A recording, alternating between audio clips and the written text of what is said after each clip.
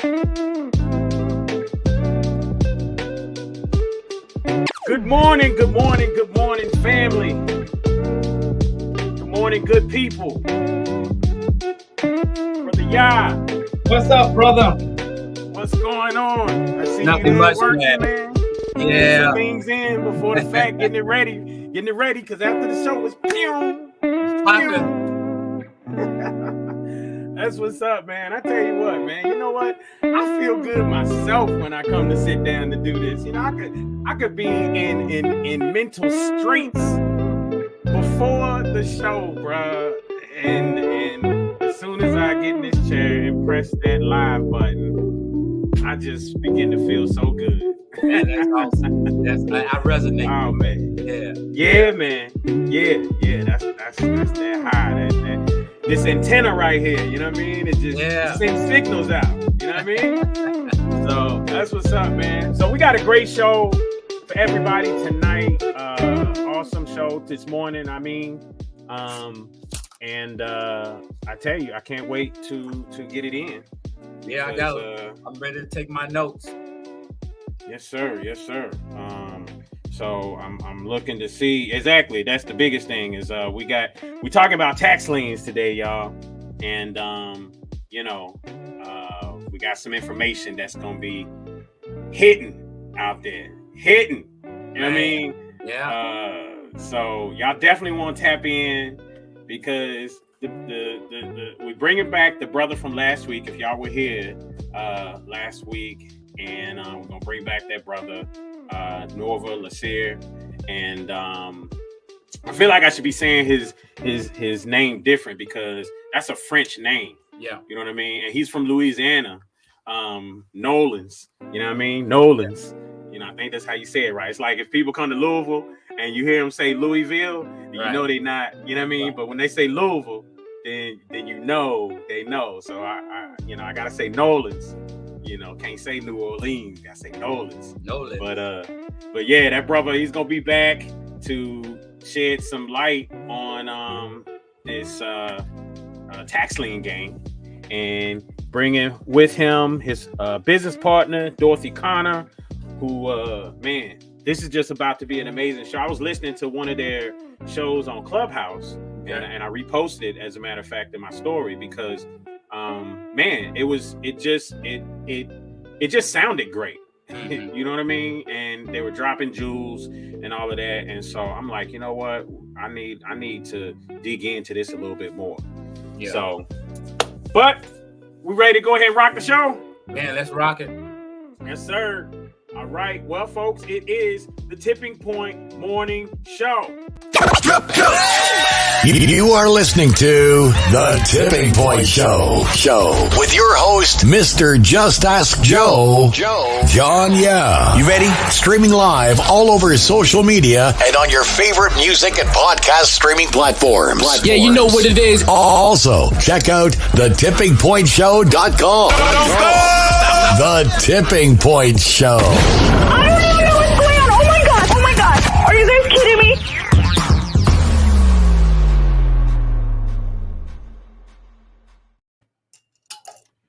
All right. So first up to the stage, folks. I never can say enough about this guy. He's just when it comes to crypto, the first thing that should pop in your head is Kenny. Yes. All right. So if we sit here and we was to make a song and the song went, crypto, when I say crypto, you say Kenny. Crypto, Kenny. Crypto, Kenny. You know what I mean? Like, that's how it would go. If Run DMC was on the stage, they would say crypto, Kenny, and the crowd would say Kenny. You know what I mean? That's how it goes. So we're going to go ahead and bring my man up to the stage. Brother Crypto Kenny. Family, welcome to yet another week of the morning show. You know what I mean? And we know, and look, and he made sure to let y'all know where in the world he is because he wore a shirt to let y'all know exactly where in the world he is. Somewhere tropical. We're not going to mention it because, he's just out, just making money, doing what he do. What's going on, fam? Oh, man. Thanks for having me, gentlemen. Good morning. Blessings. And yeah, it's pretty exciting stuff that's happening in the crypto space right now. I don't know if you guys check the charts, but Bitcoin is over 22,000 right now. Pumped again last night. So within the last week, it's gone from 17,000 all the way up to 22, almost 23. So it may be, getting to that point where it's on that bull run again. If it gets to 30,000, forget about it. It's definitely going to start shooting. But one thing that I wanted to say is that, for people that are out there that are good savers, if you're someone that can save pretty well, or you have a job that is putting aside good money into a 401k, you definitely, of all people, need to study cryptocurrency. Because what you could do in your 401k, which is extremely volatile, it really just takes a government decision to use that money for something else, which has happened more than once in history, right? And they're talking about doing it again for government, government employees, using their 401k to help reduce the debt of the nation, right? Just think about that. But if you're someone that already puts that money to the side, you should absolutely learn crypto, because the type of gains that you're going to get by being involved in crypto and being knowledgeable and also being associated with the right people, you're going to 10x your money, right? And the reason why I say that is because I'm seeing it happen every day. The returns that are happening in the cryptocurrency space with some platforms or even with some tokens, they're a lot more safer to play in than just dealing with your banks. If you guys, seen a few days ago, Bank of America lost a ton of money for people. I'm sure it put some people in some very uncomfortable situations. So, people, when you're dealing with money and you're dealing with transactions and paying for things, if it's in a human being's hands, there's a risk involved, so why not put the onus on yourself, learn the opportunity. It's not about what you know. A lot of times it's about who you know, because who you know will have you seeing things and hearing about things and being involved in things that you wouldn't have otherwise been in. So when it comes to cryptocurrency, that's what BitcoinCampus.org offers. It offers the people that you can be around in that's already studying their specific crafts in crypto. It allows you the education, because you want to be informed on what's happening. There's so many things happening with virtual reality, AI, the metaverse, cryptocurrency, tokens that are going to be used in the financial industry, the 20022 movement in crypto, dealing with the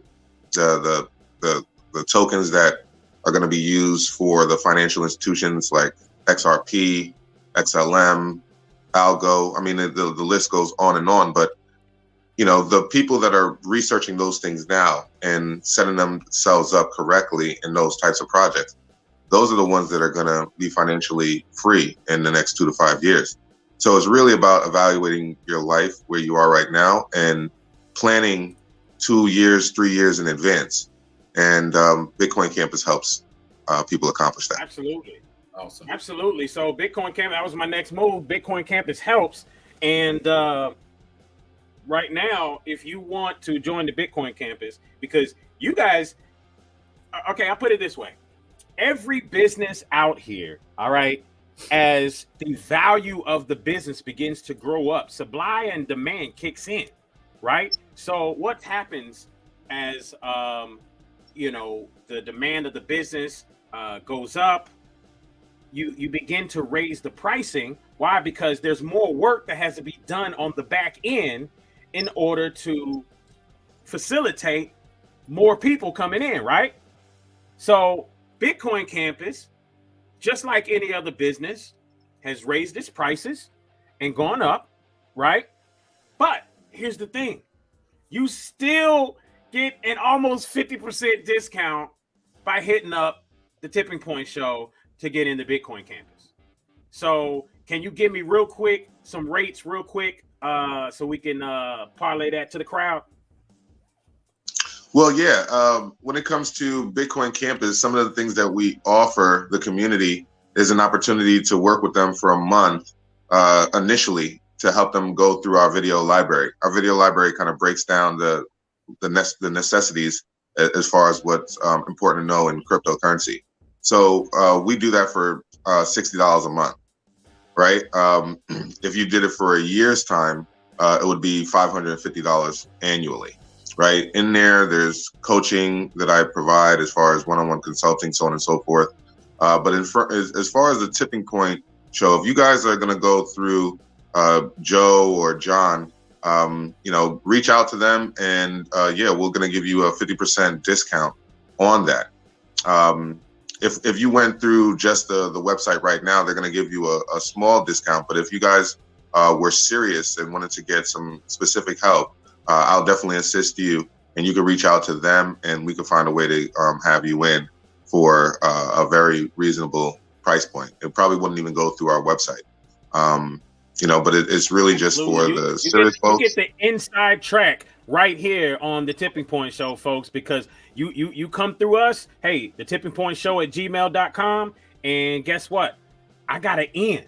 I got an in to the Bitcoin campus. We got an in. All I got to do is I can pull my phone to the side, and I can text this amazing dude, and he's going to go ahead and plug your email and get your password set. Hey, folks, I'm telling you what. The Bitcoin campus is it. When it comes to crypto, that's where you want to be. Crypto Kenny, yet another week. I got one question for you before we let you go. Is $30,000 the next resistant level that we're looking for with Bitcoin? Yeah, well, for me, that's where I would see as right now, if you speak to some experts, it's probably smaller than that. Because where it's at 22 right now, 22 and change, probably 22.7 if I'm not mistaken. I'm sure the next level would probably be around 26, 27 for experts to evaluate and say that something needs to be done. But this is going to be a good weekend to evaluate things. Me personally, once I see 1,000. I'm feeling really strong and comfortable in terms of what's happening in the marketplace. Yeah, that's what I'm talking about. That's what we want to hear. Appreciate you, Crypto Kenny, man. Next week, same place, same time, brother. We love you. Love you too, gentlemen. Have a great day. You too. All right, folks. We're gonna keep it going. Yes, sir. We got brother Leonard Walker with the stock spotlight, and he's just a cool brother. He's laid back, he's smooth. I mean, I would imagine that his wife, of all the years that they've been together, she probably still wakes up every morning and just looks at him and says, "Boy, you so smooth, so smooth." So welcome to the show, as usual, brother Leonard Walker. How you doing, family? Oh, how we doing? I'm a little under the weather. That's because I've been sick all week. I'm on the back end of the flu, so. Gotcha. So now it's all just congestion and that sort of thing. So well, that's the best end of a flu to be on. Absolutely. Yeah. Because I ain't got the body aches no more. So I'm in good shape. So there we go. So it's tax season. You got a tax return. You're saying to yourself, you know what? I got a return. I think I'm going to go ahead and invest some of my money, diversify my portfolio, and see what I got.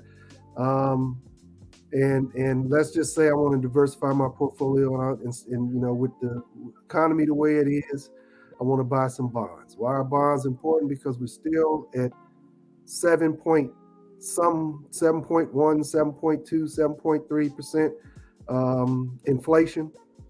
So that means that we're still there's a lot of debt out there for businesses, okay, that they're going through, and it's going to be a while before before the stock market takes off again. Although we have seen some bumps in certain things, oil is still looking good. Other things are still looking good as well. We've seen some increases. So what I'm gonna do right quick is I've got two bond stocks here that I'm going to do a comparison with, and there's a reason why I'm going to do this, because I give you guys these numbers every week. So I'm going to explain why I give you the numbers so you can kind of do your own due diligence. And once again, like I said, I'm not a stock professional. I am a person who is retired, who does these stocks on my own. Anything that I tell you, do your own due diligence. All right, and then make sure that whatever you're doing works for your financial situation. All righty, and with that started, we're gonna start out with JP Morgan. I'm gonna start out with this one. This is an ETF called JP Morgan High Yield Research Enhanced ETF. Okay, and the ticker symbol for that is JPHY, and I'm gonna just call it Jiffy. All right, JPHY. All right. As you guys can see, I kind of like these that JP Morgan line of ETFs and stocks. See, so this is traded actually on the BATS. For you guys that don't know what the BATS are, the BATS is a better alternative trading system, which is a similar platform to the NASDAQ or to the New York Stock Exchange. So the BATS have been around for a while, so that's nothing to be worried about. You can do your own research on the BATS if you want to. All right. Per share right now, that's going for $45.32 per share. It's got a yearly dividend payout of $2.66 per share. It pays a monthly. This is also a monthly dividend for bonds. Okay, this one pays 23 cents per month at a 5.88 cents dividend yield. Now, what I'm going to do is, this is not a bad stock. It's rated decently, but I'm going to show you something that may be a little bit better. And this is why I'm showing you this, so that we can do some comparisons. So when we are trying to figure out which stocks to buy, we have some key points to look for. So I'm going to go into, this one is actually an open-ended mutual fund called the Guggenheim Strategic Opportunities Fund. I've said this one before, GOF, and it's traded on the New York Stock Exchange. This also too is a fund that actually is a fund that actually trades in a lot of bonds and debt. Okay, so this one right now is going for $16.24 a share. It pays a $2.18 a share yearly dividend and a monthly dividend. This is also a monthly paying dividend as well, of 18 cents a share, with a dividend yield of 13.45%. All right, so why are we comparing these? So for my money, I'm looking at, if I'm trying to get as much money as I possibly can per month, all right, I could actually buy 2 of these and make almost twice as much monthly as I would if I bought 3 of them. I could definitely go over twice as much. But 2 of these I could buy would give me 36 cents per month, compared to one of the Jiffies that will give me 23 cents. So these are things that you got to look at when you're looking at monthly dividend income. What's going to pay me the most per month? I just had to restructure all of my stocks to start looking at, hey, I've got to, try to see how much more money I can get per month and where I can move some things and do some things. And this is a good time to do that. A lot of you guys are going to come into, like I said, it's a little extra money. So, that's just something to think about. But once again, that's just a quick strategy that I use when I'm trying to figure out, okay, so how much money am I going to get for these stocks per month that I'm being paid to hold on to? So I tell you what, that's awesome stuff. Good information, folks. I hope you took notes, because I know John's over there with a notepad. I got a notepad. We over here taking notes, because again, as Brother Leonard said with the stock spotlight, go out and do your own research, do your own due diligence. Folks, nobody can make great but you for you. So go do your own due diligence. And again, Brother Leonard, we appreciate you coming on and just giving this information every week as you do. If you're not going to be here, you shoot us a video. We appreciated that last week just the same. Oh, by the way, how did that go? What I told on the show was how you tend to take some youngsters and, you always grabbing the youngsters and helping enlighten them. How did that work out? that worked out really, really well. Like I said, I'm as the elder and the father. His kids had a good time. We went to the Museum of Illusions, where they had a bunch of really neat stuff, and you could look at and you'd be like, "Wow, this will mess your eyes up." And some other things where I might post some pictures of what we did, there at the museum. But that was just a little interesting, neat little thing in Charlotte, North Carolina. That and surprisingly, that place is packed.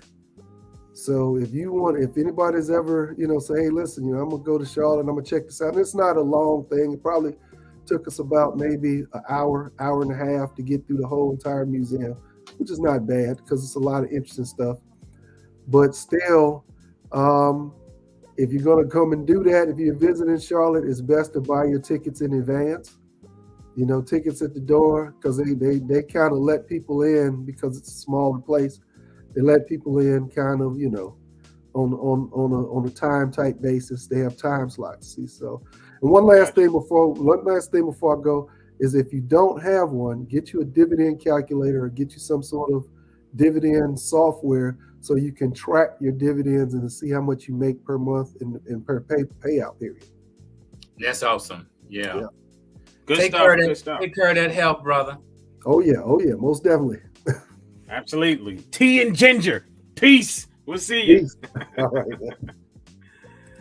All right. All right. I tell you what, we won't be having the 5 minutes in financing this week. Again, people have things that they have to take care of, and we want to send good vibrations out to our sister Heather, Lady Brazilianaire, who usually does the 5 minutes in financing. Think a little bit under the weather, just the same. But man, having a couple extra minutes here. I'm actually trying to see if brother JC is coming on. But having those couple extra minutes, your week on a week is typically busy. Like I pretty much know that. But you, I think, came to a conclusion with creating a new product, right? Well, I've been working on these new products for a minute now, and they're actually getting ready to go in production. 2 of them went in production last week. I have 5 more coming out. Will be in production next week. Always busy. Listen, this is very interesting. I heard this understanding about how many hours do you have in a week? We have 168 hours in a week. Most of you who go to work, you sell 40 hours to your boss. And now listen, that you got 168 hours a week. You sell 40 to your boss. That means you got 128 hours left. What are you doing with those hours? It's very critical to focus at thinking. If you're trying to bring something new into the world, if you're trying to find yourself or create a product, it is definitely, you got that much time to work on that, but you have to stay away from those distractions. If your 128 left is a bunch of distractions, then you're not getting anywhere. So you got 168 hours a week. You're selling 40 hours to your boss. And I say that again, you're not working for anyone. You're selling 40 hours to get a pay for that 40 hours. Whatever you think that 40 hours is worth, that's what you're getting paid. But you have 128 hours left. Make that work for you. Man, absolutely. I see where a lot of people drown themselves is when it comes to sleep. I remember some rappers, who was that? Was that Nas that said sleep is the cousin of death? Man, it kills you when you sit there and I know we need sleep, right? But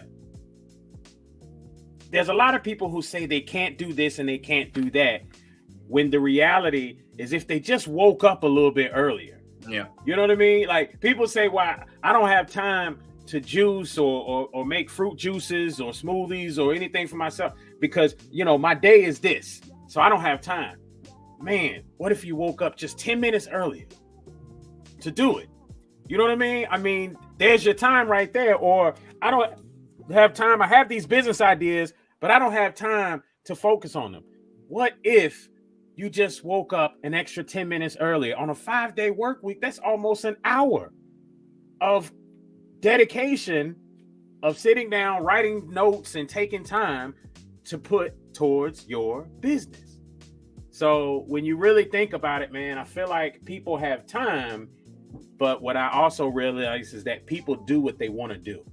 You know, our biggest problem is distractions. We don't stay focused. We don't, and that's one of the reasons why we don't produce anything as an individual. For most of us, only those who are high achievers are those who are utilizing more of their day. I always say, for an entrepreneur, once the sun rises, sleep is for suckers. You have no business sleeping while the sun is up. So you get your proper sleep. You wake up with plenty of energy, because during them certain hours of sleep, you rejuvenate your brain, right? But you have to, there's a period from 11, be asleep by 12. You can start waking up 4 or 5 in the morning. Boom, you got enough energy to complete your day, eat a perfect breakfast, and have a regiment, workout, get your brain functioning. And trust me, you can go through the day and get things done. But our biggest problem as our people, we are distracted, and this is why we're in the condition that we're in, and only a small percentage of us really get it and become very successful. Absolutely, man. Absolutely. So I tell you what, these are, words to the wise thoughts. And I'm going to say this too. I made a post about this week. You are not supposed to show the end of the lapel pin on your suit. Fellas, I've been noticing this, and I've been seeing it. I've been seeing where people put the lapel pin in, and then the other piece is showing right here. Okay, I just want to let y'all know that that's a no-no. All right, I'm gonna come in and say, as a suit expert, that's an absolute no-no. All right, I've been trained. They sent me to school in multiple places on this. And that lapel pin, I'm gonna give y'all a secret, because obviously some people don't know. They sticking it through and they trying to hold it in, and they think the pin is supposed to show on the other side. Bam! You see that? You see that?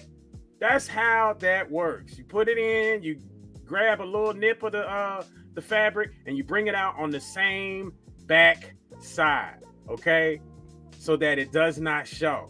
All right, so that's the whole reason why I wore a suit jacket this morning, is so that I can show that off, because I made a post this week. I've been seeing it everywhere where people are sitting there and they are literally showcasing that pin on the other side. And then I went and looked it up, and I'm seeing some sites that are actually showcasing the same thing. So it's not y'all's fault. It's just a matter of society's woes, and we're going to keep it there. But right now, we're going to go ahead and we're going to go to commercial real quick, folks. But after this, we are going to go ahead and bring up 2 amazing people, Dorothy, Sisson, Connor, and Norvel, Lasserre. And I feel like it should be Lasserre. Like, I feel like that's the way it should be said, because that's the French. I used to work with a French chef years ago, Lasserre. So we're going to go ahead and bring them up here shortly so we can get to this conversation about tax liens. But right now, folks, I tell you what, it is the Tipping Point Morning Show. We'll be right back.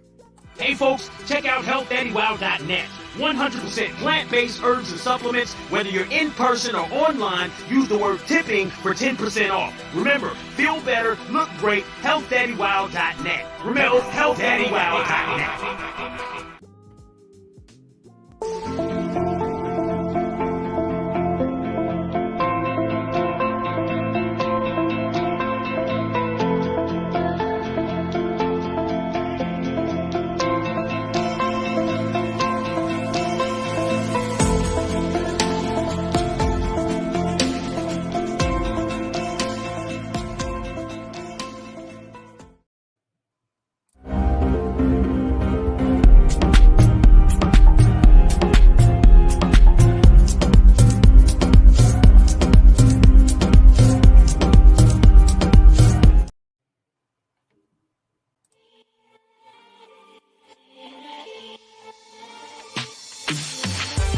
Habibi Trading Company, home of soap, sticks, and Saya Baba products. Over 400 locations at a store near you.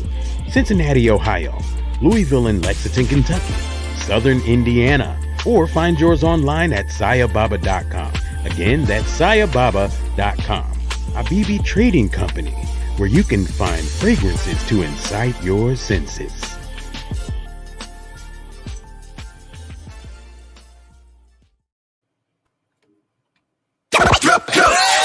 You are listening to The Tipping Point Show with your host, Mr. Just Ask Joe, John Yeah. You ready? Streaming live all over social media and on your favorite music and podcast streaming platforms. Yeah, you know what it is. Also, check out thetippingpointshow.com.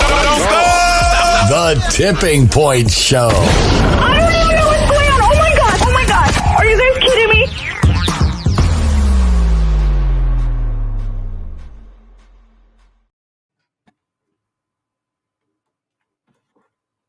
All right. We are back, folks. I definitely, right before we go ahead and bring them up, I want to talk about real quick this promotional event that is sponsored by JC Rowe, the comedian, as well as the RBPP. That's the Louisville chapter of the Black Panther Party. And this is at it's the Louisville Apollo. It's coming up at the Henry Clay Building, and it is 604 South 3rd Street. Y'all know it downtown, the Henry Clay Building. It's actually the 26th. I believe that's Thursday of this week, right? If I'm correct. Yep, this Thursday coming up. You want to go ahead and get your tickets. All right, we'll post on the page as well, on the Tipping Point Show page, where you can go ahead. The Eventbrite, you can look it up on Eventbrite as well. But definitely you want to go ahead and get your tickets for this event. It's a talent show, all right? And it's all about bringing your talent. As it says here, calling on artists, poets, comedians, musicians, put your skills to the test. Each act is limited to 3 minutes. It's a $50 sign up, $500 to win. That is the cash prize. And a separate $250 donation is made to the winner's sponsor. So with that in mind, folks, you definitely want to check that out. That's coming up this week. Remember, it is a Louisville Apollo. You can look it up on Eventbrite. We'll post that information on the page as well. So without any further ado, right? We have some awesome people. And, John and I talk all the time about the connections that we're able to make just in doing this, just in doing this, what we do, the connects that we make. And last Saturday, I was just really enthralled by just sitting back and looking at the connect. We were talking about Norvel's business last week, and he's in the alcohol beverage business. And then, I was able to make a couple calls and text and get some people on the phone. Next thing you know, we on three-way talking some. And I was just like, man, it is so dope to be able to do what we do. I'm praying for the day where I could just do this full time, man, for real, because it is just so much fun to do what we do. But without further ado, man, I want to go ahead and bring them to the stage. It is Dorothy, Connor, and partner Norvel here. Both here to talk about all things tax liens. Family, welcome. How are you doing? Welcome to the Tipping Point Morning Show. We are doing well. Blessings. Absolutely. Queen, Norvel, this is Mr. Just Ask Joe, and my co-host, my brother from another mother, Brother John Ya, Esoteric Concepts. How you doing? All right. Doing great. How y'all brothers doing? All right. Good seeing you again, brother. Nice meeting your sister. Oh, wow. Good to meet you, John. Absolutely. Thanks for reaching out, definitely. Yes, we've kind of, Dorothy and I had some conversation as well. And I tell you, between talking to her and listening to the Clubhouse recordings, sister, your brain, awesome. You have a lot of jewels to drop to the community.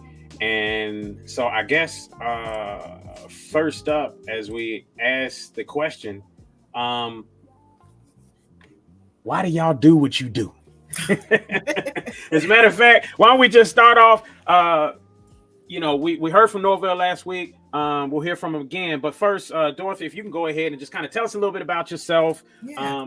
You have an amazing bio. As a matter of fact, you want me to read it or you want to read it? You go for it.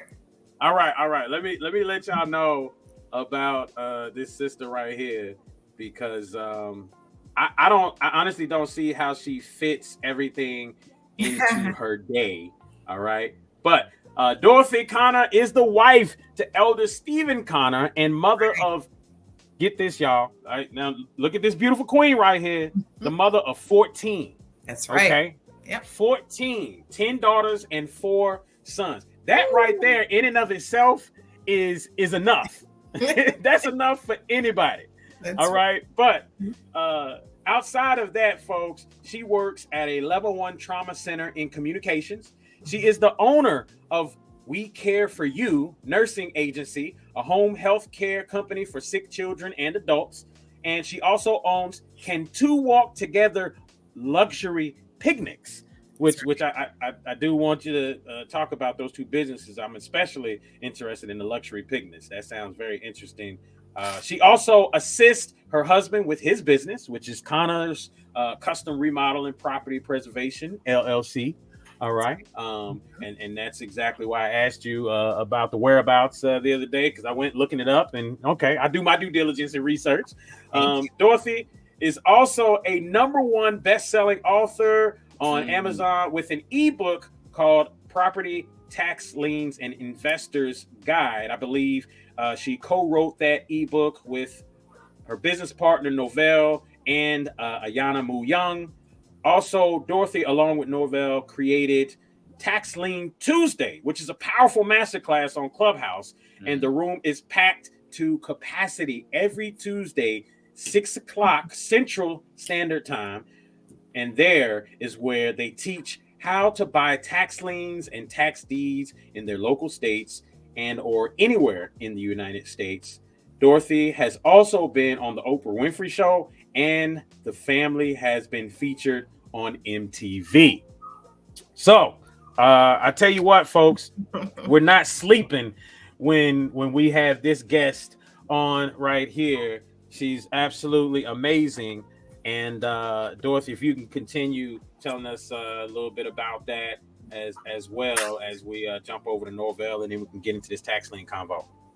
All right. So, the We Care for You nursing agency derived from the fact that I had so many children that oftentimes they would get sick. And unfortunately, I was in a position as to where I couldn't go get them. I was at home with a quiver full of children, no car, and no way to get the children. And by law, if you don't come get your children, they will call DCFS. So that's where that agency derived from. I'm like, there's got to be something out there that can help stay-at-home moms and or working moms. If they're working in the city and their children are at school in the suburbs, there's no way you can come and get these children. So when we get that call from the school nurse telling us that our sick child is here in the office, all one has to do is go to our website. They would in turn download a permission slip granting our CNAs permission to pick up the sick child. So we would send out a CNA, pick up the sick child, and then the CNA would care for him or her in the privacy of the child's own home. So there we would administer Tylenol, soup, assist the child with homework. And if that child's going to be out a few days, our CNAs would provide around the clock care so the parents can get the rest that they need. So Awesome. so that's where that agent, and there's nothing out there like it. If you Google it, you will not find another agency at all like this. And so then fast forward, I started the luxury picnics during COVID. It was just a nice little side hustle. I'm assisting my husband with his remodeling company. And I just have this desire to fix things or design things. And, we often upcycle furniture. And so I found this little, I don't know, some people call it a side hustle, but I found a love for luxury things. So as a result of that, I started a luxury picnic business, which has been totally awesome. So we come into your home, like during the winter months, we will come into your home, set up a private luxury picnic for you and your guy friends, or you and your girlfriends, or just you and your wife. So we do, and we set everything up. I mean, there is silverware, there is real flatware, it's nothing plastic, candles, everything. So that derived last year due to COVID. So these are the two other things that I do outside of my full-time 9-to-5 job. And most of my children are adults, so I'm down to raising the last two, and it's phenomenal. Awesome. I have a question about the school. Is that something in that state, in your city? Is that something that can be franchised out to other states, or is it already? It is not franchised out, and it's local to Illinois, unfortunately. Okay. Yeah. Okay. Is it open to franchise? Yeah. Oh, yeah, definitely. Yeah, because that's an awesome ideal, actually. We talk about homeschooling a lot, but I've never heard nothing like that, and that is absolutely important. And I think I think when you're creating something, you're looking to solve a problem, and once you look at solving the problem, that is the success, and you are solving a real problem there. I love that idea. Yeah, it was tough because as moms, whether you have 10 children or 2 children, we're in this position where sometimes our hands are, they're behind our back and there's nothing that we can do. And if you're going to reach out to a stranger, let it be a business. Let it be someone who's qualified to come take care of your sick child.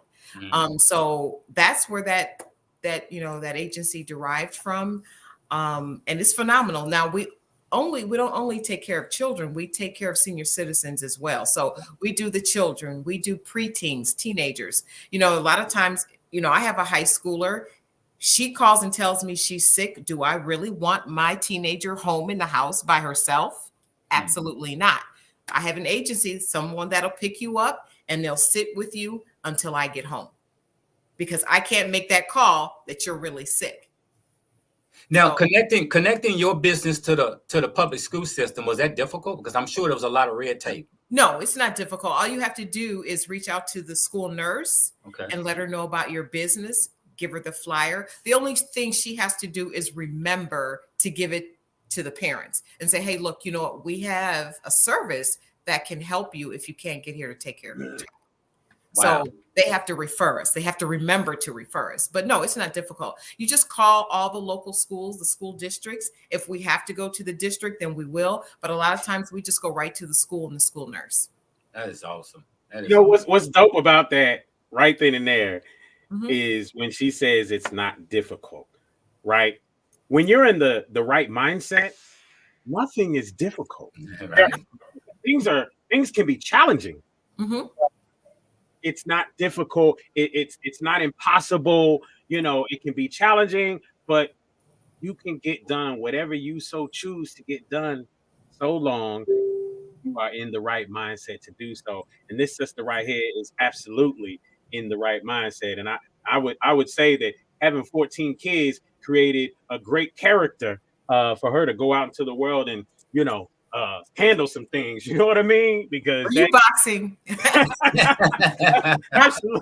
That's my favorite sport. And wow. My husband's an ex-boxer, so I know the moves. Yeah. Oh wow. Okay. Yeah. It was kung fu for me growing up, but hey, so great stuff. Brother Norvel, how you doing, family?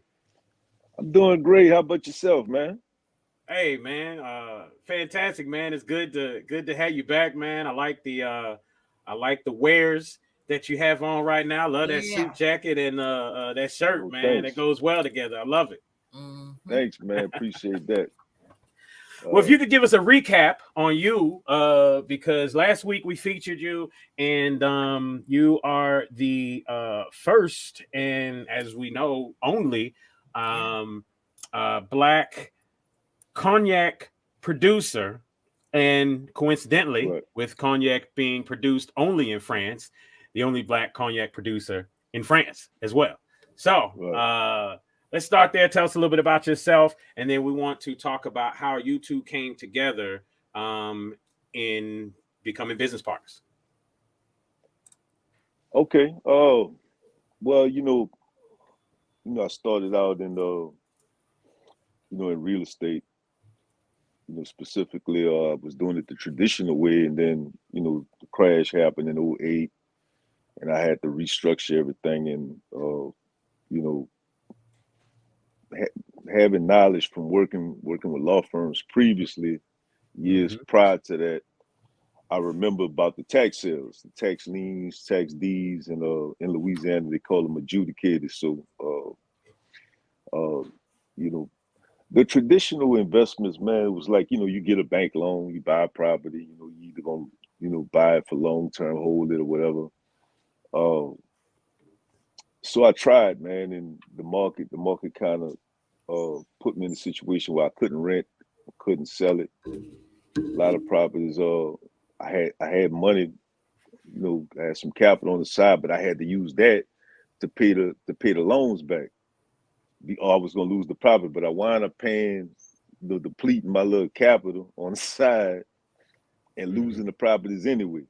So I made a promise to myself. I said, man, next time I get involved with real estate, I'm gonna make sure I own this real estate. Make sure nobody can't come take nothing. So that's when I started investing into tax sales. All right, and specifically adjudicated properties at first, because back then it was like you could really just cherry pick off the list and buy properties for like $500. I was turning around selling for like 10, 12,000, and I kept doing that over and over and over till I just built enough capital to get involved with international trade. So and that's what led you. International trade led you into the alcohol beverage business. And again, I want to highlight this because I absolutely love this story. You woke up, you were birthed with the last name Lasserre, right? Am I saying that correctly? Correct. Yeah, absolutely. Or s'il vous plaît, Lasserre. Yeah. But you were birthed with that last name, but you went on a search looking at that last name to see where your roots were and things of that nature. And that search led you to France. Yes. Is that correct?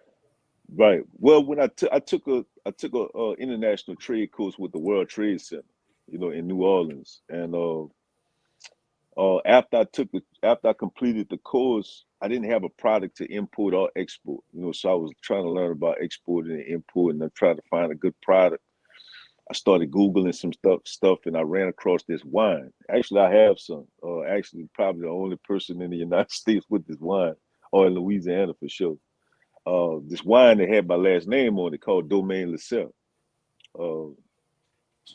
And I was so intrigued to see my last name on the bottle, it made me want to research my heritage, my history. And I went to my grandmother's, and she gave me some documents from my grandfather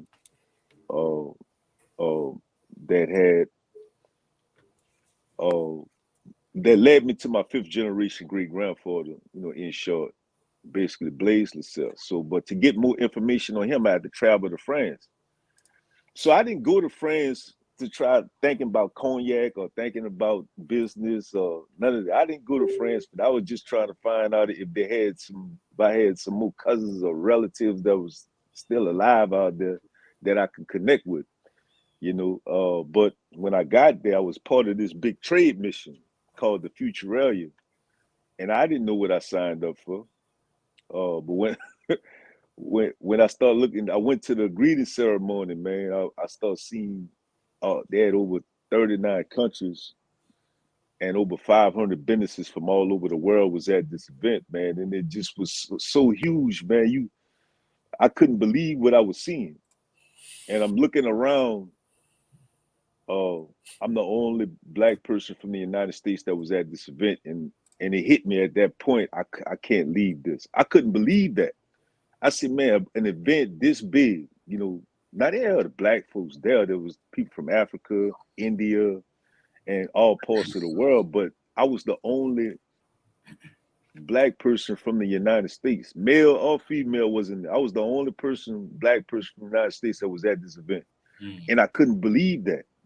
I'm looking at these sheiks from Dubai with these turbans on, so many business people from Asia and Europe and Africa, all over, all parts of the world, man. And I'm the only black person in there from the US. Wow. So I just took advantage of the opportunity to be a part of that. I kind of put my research for my heritage on hold temporarily. And I was scheduled to meet with 20 businesses from around the world. I sat down with 16 of them. Some awesome opportunities came across my lap, man. But this one guy, Seba Hartmans, he's now my business partner. He sat down with me and he said, man, I'm very well connected in Cognac and that region. He said, I'm the spirit consultant, for the big companies in Cognac. And he said, man, I've been thinking about getting into the business, but I have no connections in the US. So he said, I can make you your own cognac drink. I can help you make your own cognac drink. So I said, man, let's do it. I said, man, let's make it happen. It was just instant, man. He had this pure positive spirit. I think I had like a little bit over 12,000 euros on me. I converted all my money into euros when I got there. And I trusted him so much. I gave him the money. I said, look, go back to Cognac. Here, take this, match it. Open up the company, start the company, open up the business bank account. And I'm gonna come back and we're gonna start working on the formula for the drink. I trusted him, man. I just met this guy. Wow. But I mean, it's funny because the way that you say it, you notated his spirit. Like there was something vibrating there that when you met this brother, that all of the ills of the ideology of racism in the US and all that stuff, in that moment, you just felt spirit connected and was like, you know what? I'm gonna trust this guy, and something within you allowed you to go there with that gentleman. And here you are today, 50% owner of that production company in France, which is evaluated at almost $10 million, right? And now here in the US is what, the distribution company? The supply company. Right. For Lasserre, which is evaluated at about 5 times as much. It's the other way around. Other way around. Okay, my bad. So almost 50 million for the production company and almost 10 million for the supply company. So and you're 95% owner of the supply company here in the US. But what I find that was so dope about that, and it makes me think about how many people don't take advantage of opportunity, is the fact that he said to you, I don't have any connections in the US. So it makes me sit here and wonder, do I need to go step outside the US and just go have a good time and meet some people in particular industries? Because these people, like we talked about last week, they want, because the US is the place. That's the place where money does a dance. All right. So money comes to the US and it flips. You know what I mean? So everybody outside the US who's doing business, they want to do business in the US. All they need is a connect. So I'm wondering, as I'm sitting here looking at my brother over here, I'm wondering what's going through his mind when he hears that stuff.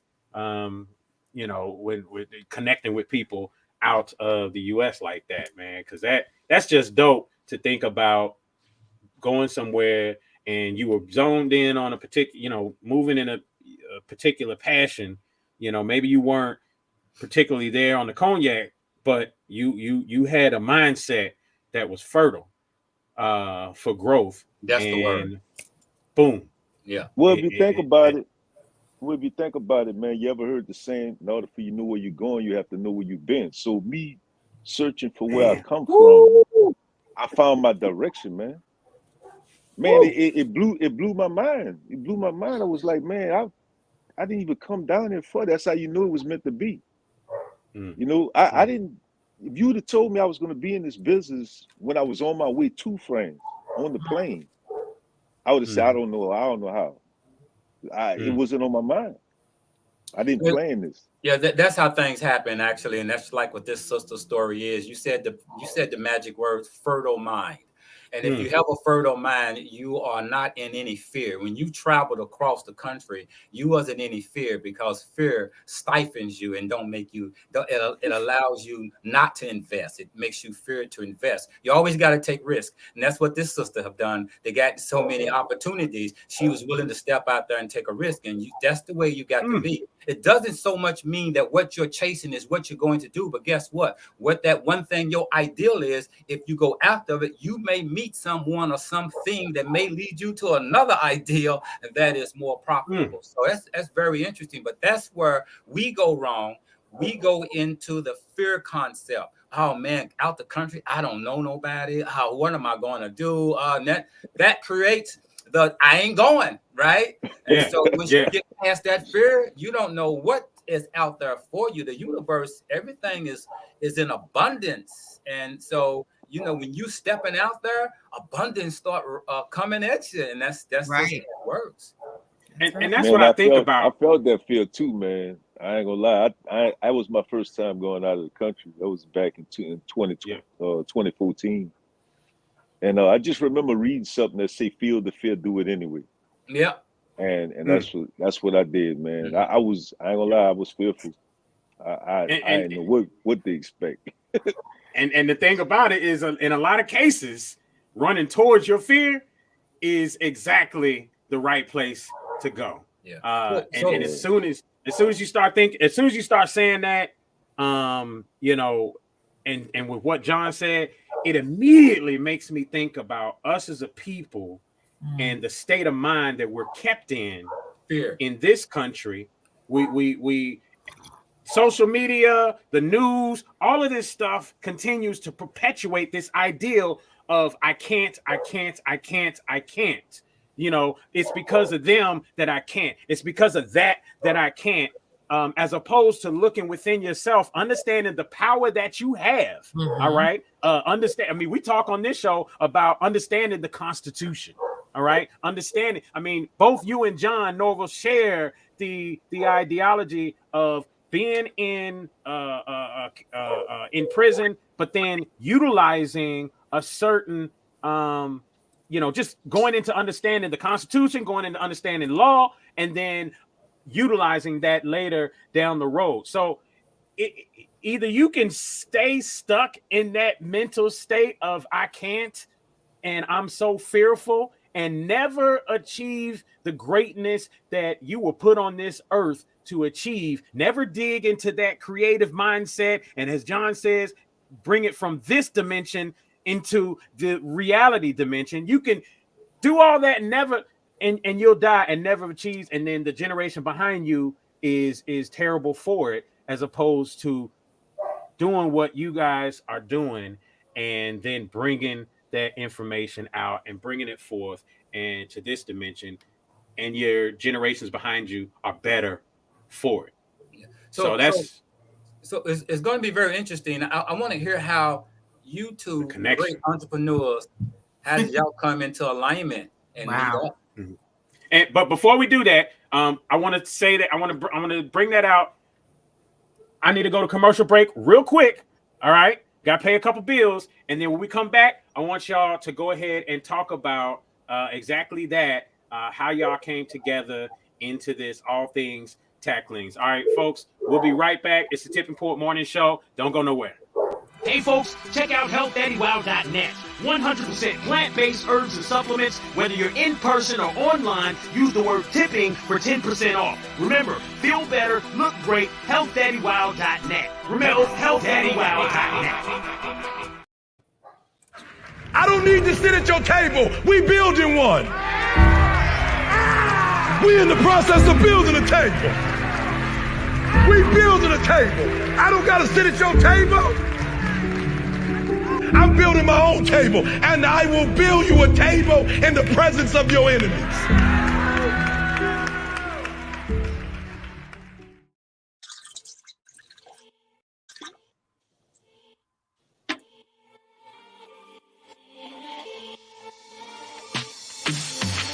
Habibi Trading Company, home of soap, sticks, and Saya Baba products. Over 400 locations at a store near you. Cincinnati, Ohio, Louisville and Lexington, Kentucky, Southern Indiana, or find yours online at sayababa.com. Again, that's sayababa.com. Habibi Trading Company, where you can find fragrances to incite your senses.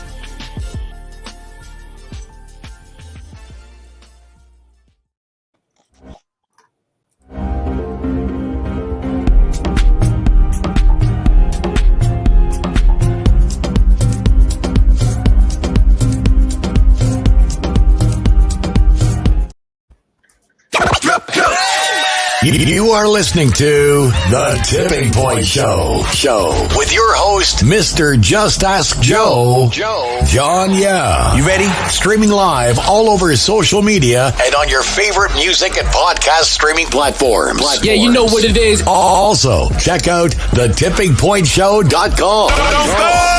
The Tipping Point Show. I don't even know what's going on. Oh my god. Oh my god. Are you guys kidding me?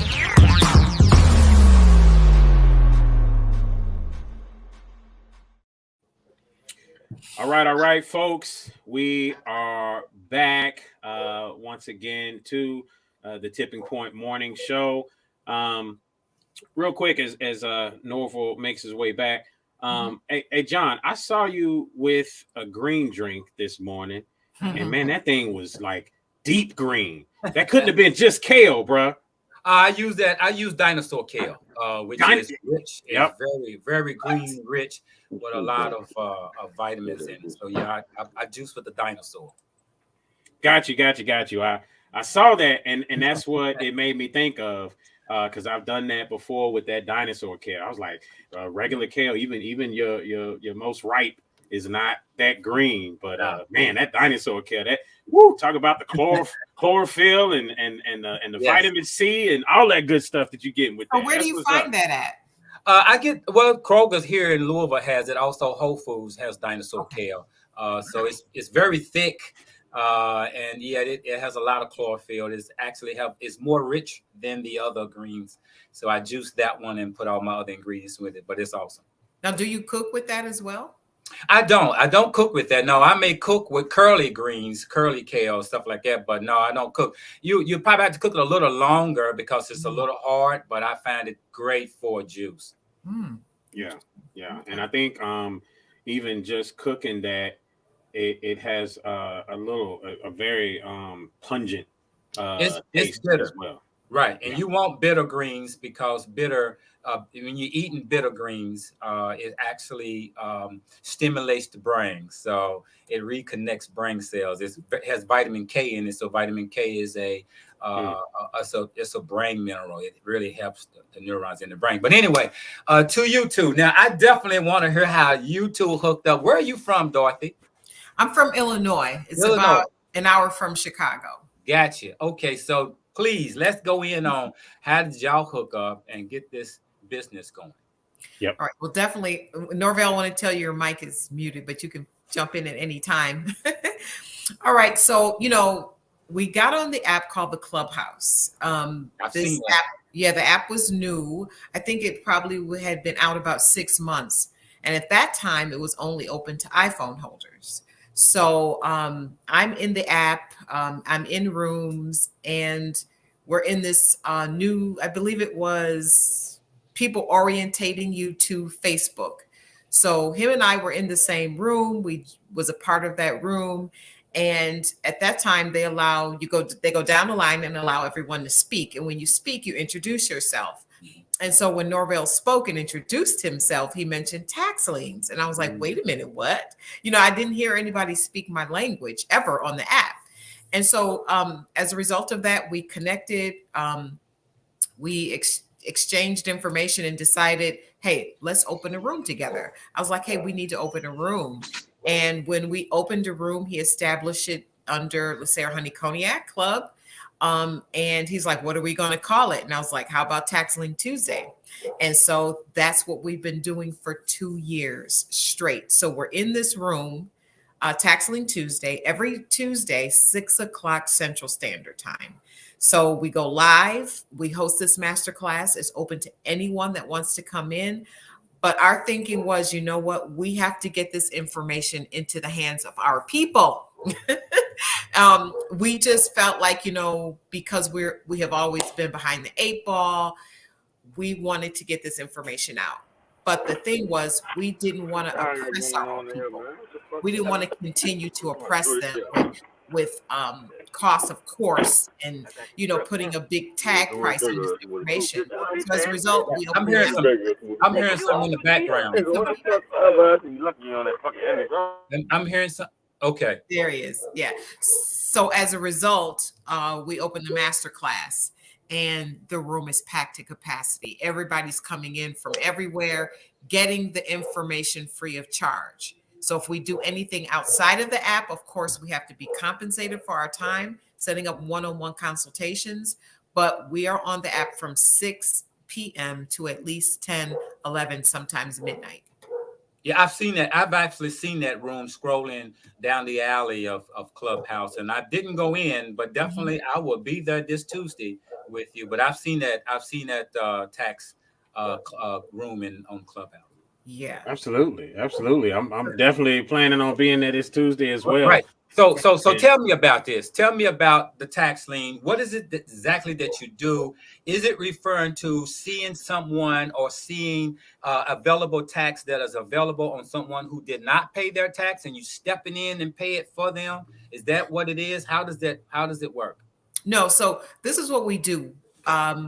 We find out where initially we want to bid at.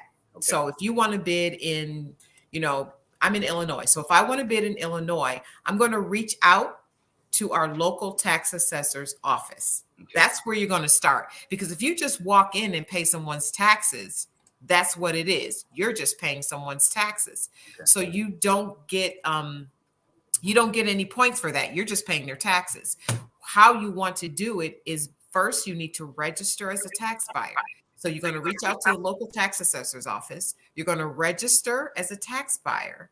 And then when the sale comes out, you're going to pay whatever registration fee. If they require it, you're going to be entitled to the list. And then this is when you're going to get the list and start doing your due diligence. So you're going to research these properties. You're going to hire boots on the ground or do the boots on the ground yourself. So extensive research for the county considers them parcels is, I mean, we can't tell you how important that is, because people have bought strips of land thinking it was a house when it was just a sidewalk in front of the house. So doing your due diligence is essential. It's absolutely essential. But the wonderful thing about it is that it's such a win-win. So if you don't win the property, the homeowner or the property owner gets to keep their property and you get all your money back. So you're not out of anything. Is that with interest? That's with interest. Yeah. If you bid any interest. In some instances, when you're dealing with a tax lien or in a tax lien state, it's a bid down interest. So the winner will be the person who bids the lowest interest rate. So in some cases, you can be very strategic and bid zero because there's nothing lower than zero. Now that means I'm not going to collect any interest for the duration of that redemption period. And for some people, it's okay because it's strategic. I'm trying to get the property. It's going to go to the person who bids the lowest interest rate. Well, there's nothing lower than zero. So it's very strategic. So is this where the property has already been lost from the person and just stepping in and paying the tax, or is it still, if someone still having ownership of the property but they just laxed and got behind in paying their tax? Exactly. So these homeowners have not paid their property taxes. So your property taxes comes out in 2 installments. For us, it's May and September. Okay. You can miss one payment and your property will be in the auction. Okay. You must pay both installments. If you miss one, it's coming up in the auction. If you miss two, it will be in the auction. So the homeowner has not necessarily lost their property as of yet. Right. Here in the state of Illinois, we have a 3-year redemption period. Okay. So that homeowner, or 2.5 years, that homeowner has that time to pay those taxes. But until then, they're accruing interest and late fees. So the longer they take, the more interest, the more late fees, on top of the back taxes. And so if I go in and say they're delinquent $1,200, okay, and I bid on that property and I win it, but I put 0. So that means now I'm not going to be collecting any interest on my money. Mm. That's what that means for me. Right. But for me, I'm cool with that because I won the lien. So when you do win the lien, you will be awarded a certificate saying you are the lien holder for that property. And it's a certified document. And we tell everybody, don't lose that document because it's a certified document. So say, for instance, that homeowner pays those back taxes, you in turn have to turn that certificate in. And this is how you get your money back. Okay. And if they don't, that's the opportunity of you getting the whole property, correct? That's correct. If they do not pay the back taxes when the redemption period is over, this is when your real estate attorney goes in and she starts filing the paperwork for the deed. So like for us, I picked up a condo 2 years ago in an auction for $800. The homeowner went in and paid 2021's taxes, but she didn't pay the back taxes that I paid. Wow. So she still, or he or she or whomever will still lose the condo because they did not redeem. Redeem is when you pay the back taxes, not the current taxes. So for me, my attorney will now go in November and start filing the paperwork for the deed for the condo. Wow. Wow. So that I got for $800. So you said something, Dorothy, that was interesting, which about the sidewalk, right? You got to do your due diligence, do your research to make sure you don't end up just buying a sidewalk instead of what you thought was a whole home or property or what have you. Norvel, you mentioned something before about mapping, right? And here in Louisville, we don't have access to all of those tools online. You have to either go down to any public library or to the tax office itself, and you can use their computers and you can get that extra information, because here they charge you to go that step further. You can get some information, but when it comes to all that stuff, mapping, you got to go a step further, and you would have to pay a monthly fee to access that information via the website from home. Now, mapping, is that the part that helps you make sure that you don't end up with the sidewalk when you're looking at those properties? Is that kind of what you were talking about? Well, when you're doing your research and you go on you have to go on the tax assessor's website and do a property search. All right. So, and if you have the list of the properties and stuff, that once you have the list, there's a parcel identification number on the top of each property. Next to each property has a parcel identification number. And that's how you do your research. So when you pull it up on the site, all that information about the property is going to pull up. And if you scroll down, there's going to be a GIS mapping system at the bottom of the site. So that GIS mapping system, they have like a highlight around the property that's connected to that parcel number. And you have to look at and you're looking at it from a satellite view, but you're looking at it and you're seeing if there's a structure inside that highlight. If there's a structure inside the highlight, that means the house is included. If the structure is outside that highlight, that means the house is not included. You're getting a strip of land next to the house. Got you. So, talk about some of because we've talked before, Norvel, and you shared some really awesome things that people have been able to do. Give us some of the different positives that properties or what have you that people who you guys have worked with have been able to accomplish or achieve. Oh, you talking about like success stories? Yeah, some wins. Man, we got a lot of it. I'm gonna let Dorothy tell you about that one because we had one little student, and we've been doing tax lien Tuesdays, man, ever since 2021, February of 2020. So we right at 2 years, and we have so many success stories within them 2 years. I've been doing this a decade, not tax lien Tuesday, but just investing into tax sales, since 08.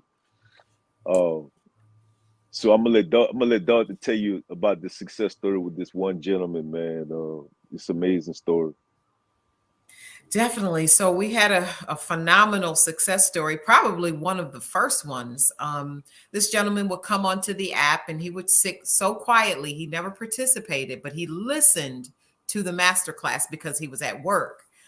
So finally, one day I called him out. I'm like, hey, are you going to say anything? And he was like, yeah, Dorothy, Chicago didn't do their tax sales for 2 years. And, Chicago's very political. So I was like, well, you know what? Why don't you shoot up to Indiana? Indiana only has a 120-day redemption period.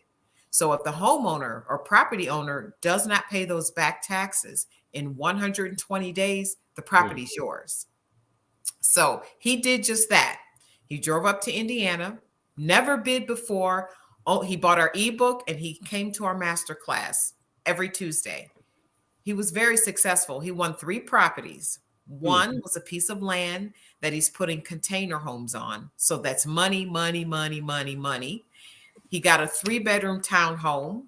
He got a 3-bedroom single family home steps away from Miller Beach.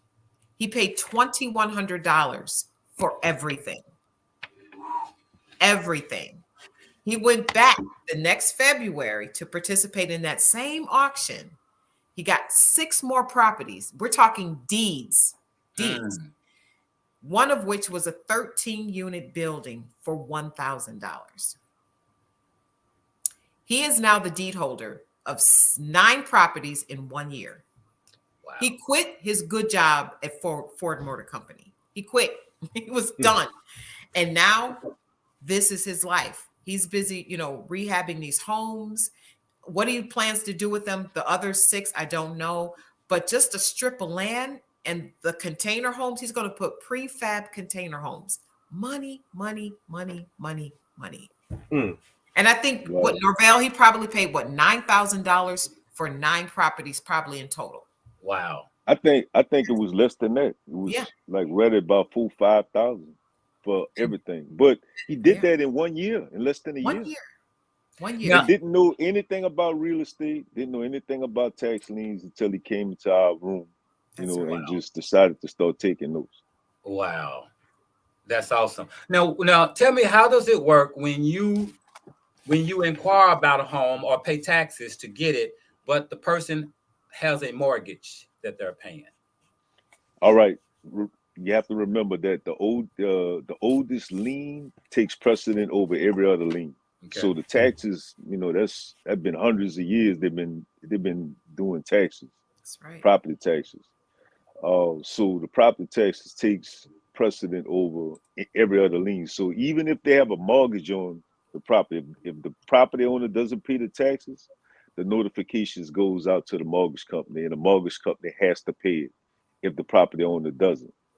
And if the mortgage company doesn't pay it and the redemption period expires, even the mortgage company and the property owner loses the property to you. Wow. I'm telling you, it's phenomenal. So what's interesting about the story you just said, especially with the gentleman putting the container homes up, is I just started thinking of something. The other day I was looking online and John, one of our favorite local advocates, community advocates that we've done a lot of stuff with, had a lot of talk with through the years. He posted something about homeless people and the city was getting rid of their homeless camps down here in downtown Louisville, right? And I'm sure probably everywhere across the country, people have seen some of these homeless camps and things of that nature. But as I'm looking at the comments, everybody's saying, man, the city needs to do this, the city needs to do that. And the reality is that the city is not looking to take on that liability. They're not looking to go and start creating all these homeless shelters, especially considering in Kentucky, this is like the largest number of rehab centers and whatnot per capita in the tri-state area, right? I've met so many people from all over the U.S. and more than not, they came here originally to do an alcohol rehab or drug rehab or something like that, right? With that in mind, it just makes me think about the possibilities and opportunities. Stop. If you really are looking at that and you say, okay, that's a problem. They shouldn't be doing that. The city shouldn't be doing that. They shouldn't. Those are those people's homes and this, that, and the other. They need to put up more shelters. That's what all the comments are saying. I'm thinking, well, why don't you do that? Because that's what really needs to happen. It's not the city's responsibility, and they're not looking to take on that liability. So what would be the best thing to do is something like this, to be able to find properties like that and go ahead and do just like that gentleman is doing, putting container homes up or whatever the case may be, however you get that together. But it makes me think about the idea that when you are solution driven or solution minded, then you move in those type of directions. Opportunities always open up. But when you are problem driven, when you are disparage minded, you don't see opportunity. You always see the problem, and that's it. And it's just so amazing how we can sit here and listen to these stories, and we feature stuff like this all the time. Yet and still, people still get caught up in that disparaged mindset of all the things that they can't do. But one of the things in talking about the tax lien business, it doesn't sound like there's much downside outside of if you don't do your due diligence and ending up with something that you didn't realize what it was. It seems like that's the only downside to this. Is that true or? Well, yeah, absolutely. If you don't do your due diligence, you can end up with something that you don't want. But also, your due diligence, means researching to see what other liens may be attached to it. The only thing that I don't worry about a lot of little grass liens or mechanical liens or whatever. I don't even worry about it because most of the properties that I buy for myself, I'm buying them to hold them or either set up a lease purchase agreement, like a lease purchase agreement, and be able to sell it over time, where I can have that cash flow coming in, for 10 plus years. So I don't worry about a lot of the small liens, but the one you do have to pay attention to is the IRS lien. You know what I'm saying? So they might have an IRS lien attached to it. If it's a big lien, you may not want to go through, like I know how to get around a lot of that stuff, being a secure party and knowing how to navigate outside of the system and stuff like that. But most people that are within the public sector, it would be wise for them to just pass on those. But that all, boils down to you doing your due diligence. You have to do your due diligence to see what's attached to that property. What is the average investment, and how long is that money tied up into that property before anything moves? All right, so it just depends. Every state, every county, every city is different. The process is different. You have to remember, state law guarantees you're going to either earn a certain percentage on your money, or you're going to end up with the property after the redemption period is up and nobody redeems it. Unless you had a bid down sale, and you'd bid down the interest or so like that. There's so many different types of sales. You got bid down sales, bid up sales, you got lottery type sales, you got tax deeds, tax liens, adjudicators. They got so many different things that we really don't have a lot of time to really discuss the different types. But in a nutshell, you buying properties pennies on the dollar. Yes. You know what I'm saying? So with tax liens, like in Louisiana, we have a 3-year redemption period. In Chicago, in Illinois, there's a 2.5-year redemption period. In Lake County, Indiana, there's a 120-day redemption period.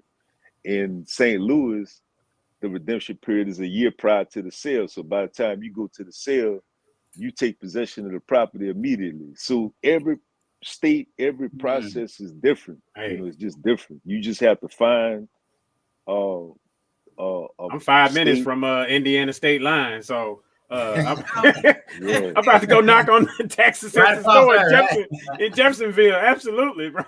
Yeah, Maryville. You got Gary.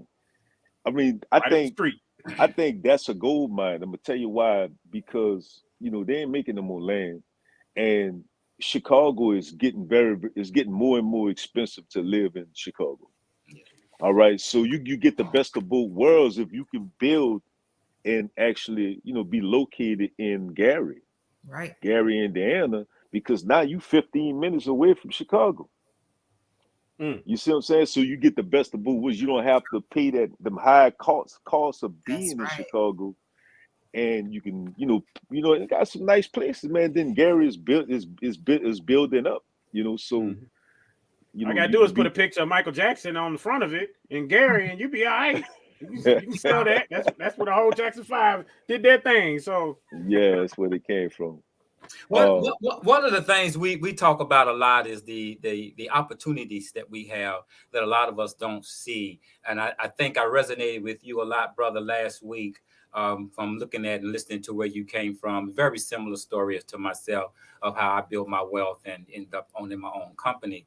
But that takes a certain mindset, and that's why I definitely always feel definitely resonating with both of y'all's mindset here. And we also try to look at relaying this information to people that look like us. To get them to understand the opportunities that are out here, but it's going to be based on where your mindset is. If your mindset is based on doom and gloom, oh, I'm black, next black person that was killed or whatever, all the distractions really take away our opportunity from moving forward in life. And I always say that our biggest problem is distractions instead of staying focused. How was y'all able to stay focused? Specifically you, Dorothy, definitely having a great partner is it. Having a great wife, having a great husband is the key. Y'all have to have the same mindset, the same journey in order to work, or it's going to be a lot of clashing. But hats off to you, Queen, for producing. I always say, hey, having a good woman, when you give her something, she's supposed to multiply it and give it back to you, right? That's the purpose of it, right? That's how it works. But definitely tell me about that mindset that you already was in before all this came about.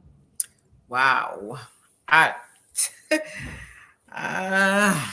Norvel knows my backdraft when it comes to, this fantastic man that I stand alongside, my husband. And I'll just tap on it briefly. Maybe I shouldn't, I don't know. But yeah, like I said, can you all hear me? Because I know the screen dropped. Okay. So the Lord blessed me with 14 children. But shortly after the 14th one came, I found out that my husband was, you know what I'm saying. And so soon thereafter, I got my divorce, really sought the Lord about marriage and what I was called to be and do. And this wonderful man stepped into my life. I don't know if you see my profile picture anywhere, but that's Stephen. It just didn't matter. The number, the children, it did not matter. But the prayer was to God was that I wanted to meet somebody I already knew. Of course, he needed to be a born again believer. Of course, it was because I am. And I said, Lord, I want to meet somebody I already know. And as the youth director at my church, I would invite this brother to come preach for our revivals, for our young people. When he heard I was single, he didn't tarry long. He sent word for me to call him. That phone call changed the rest of our lives. We have been married for almost 14 years now. Awesome. 14 children.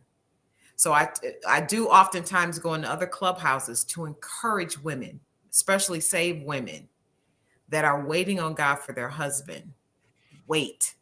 Like the scripture says, again, I say wait. I did not have to wait long. The Lord answered my prayer.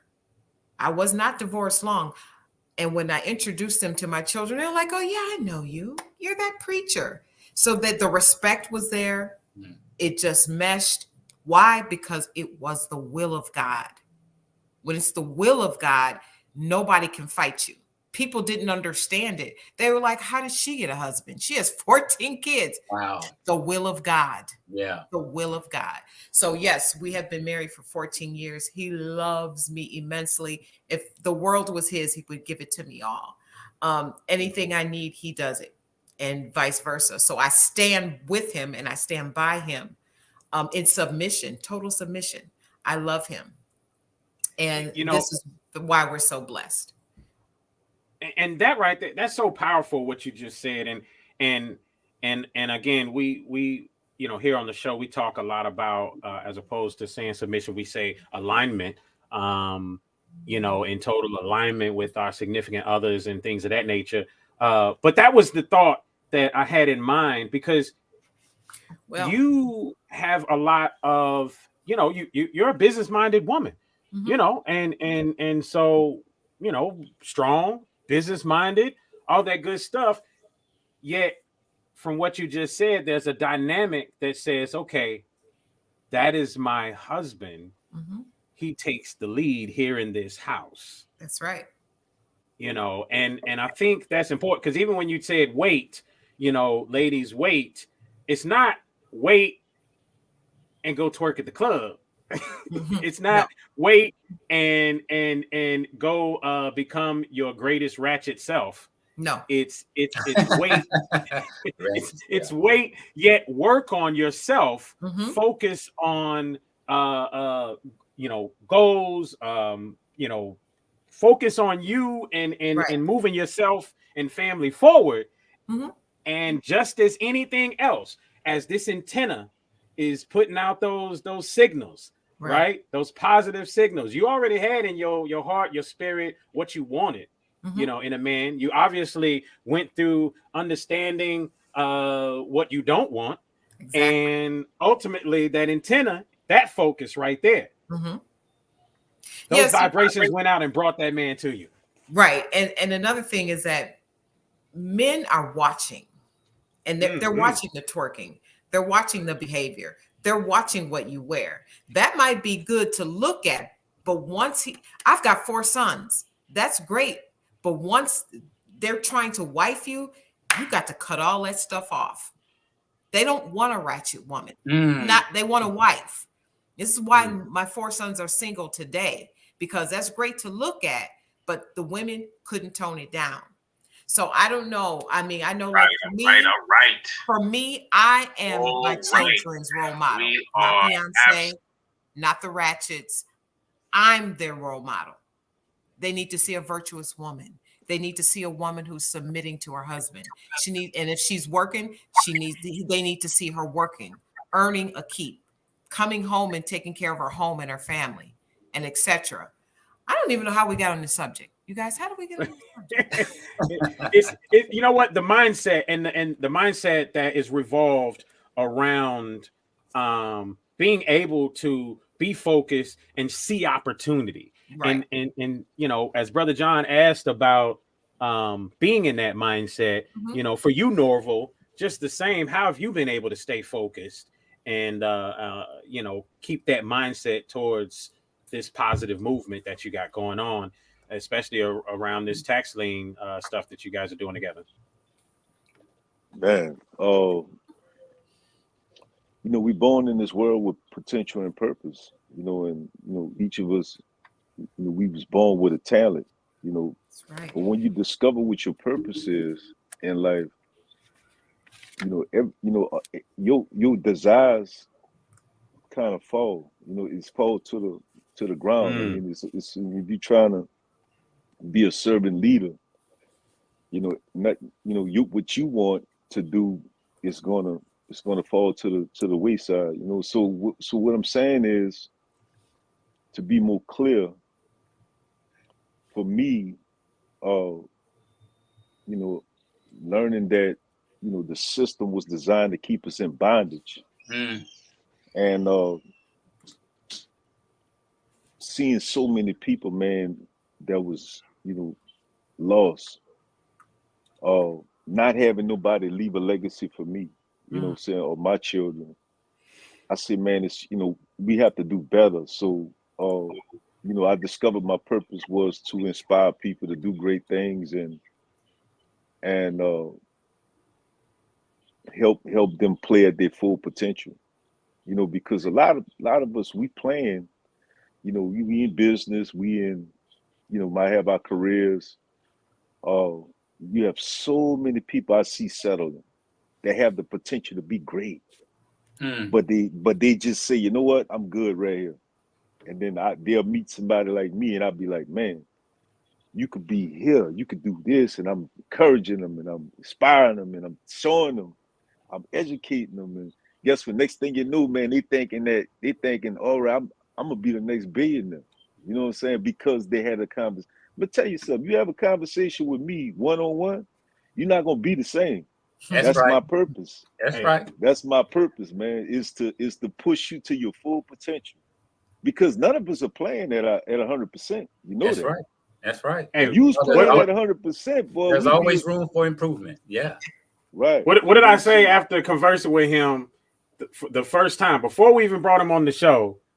I called you, John, and I was like, hey, you're gonna like this brother right here. He is in alignment with our same thought process with the show and everything. He's gonna be dope. Actually, that one-on-one convo. Yeah, I thought a lot about you last week. I'm actually writing my book that's called "Escaping Death Row: The Imagination of the Innocent Man." I would definitely love to hook up with you because brothers where we come from need to hear your story and our story, because it gives opportunity and hope that where we come from, 80% of the people come out of prison, go right back in within 6 months to a year, not understanding the opportunity that they really have out here. A simple opportunity, right? That you can just really focus on.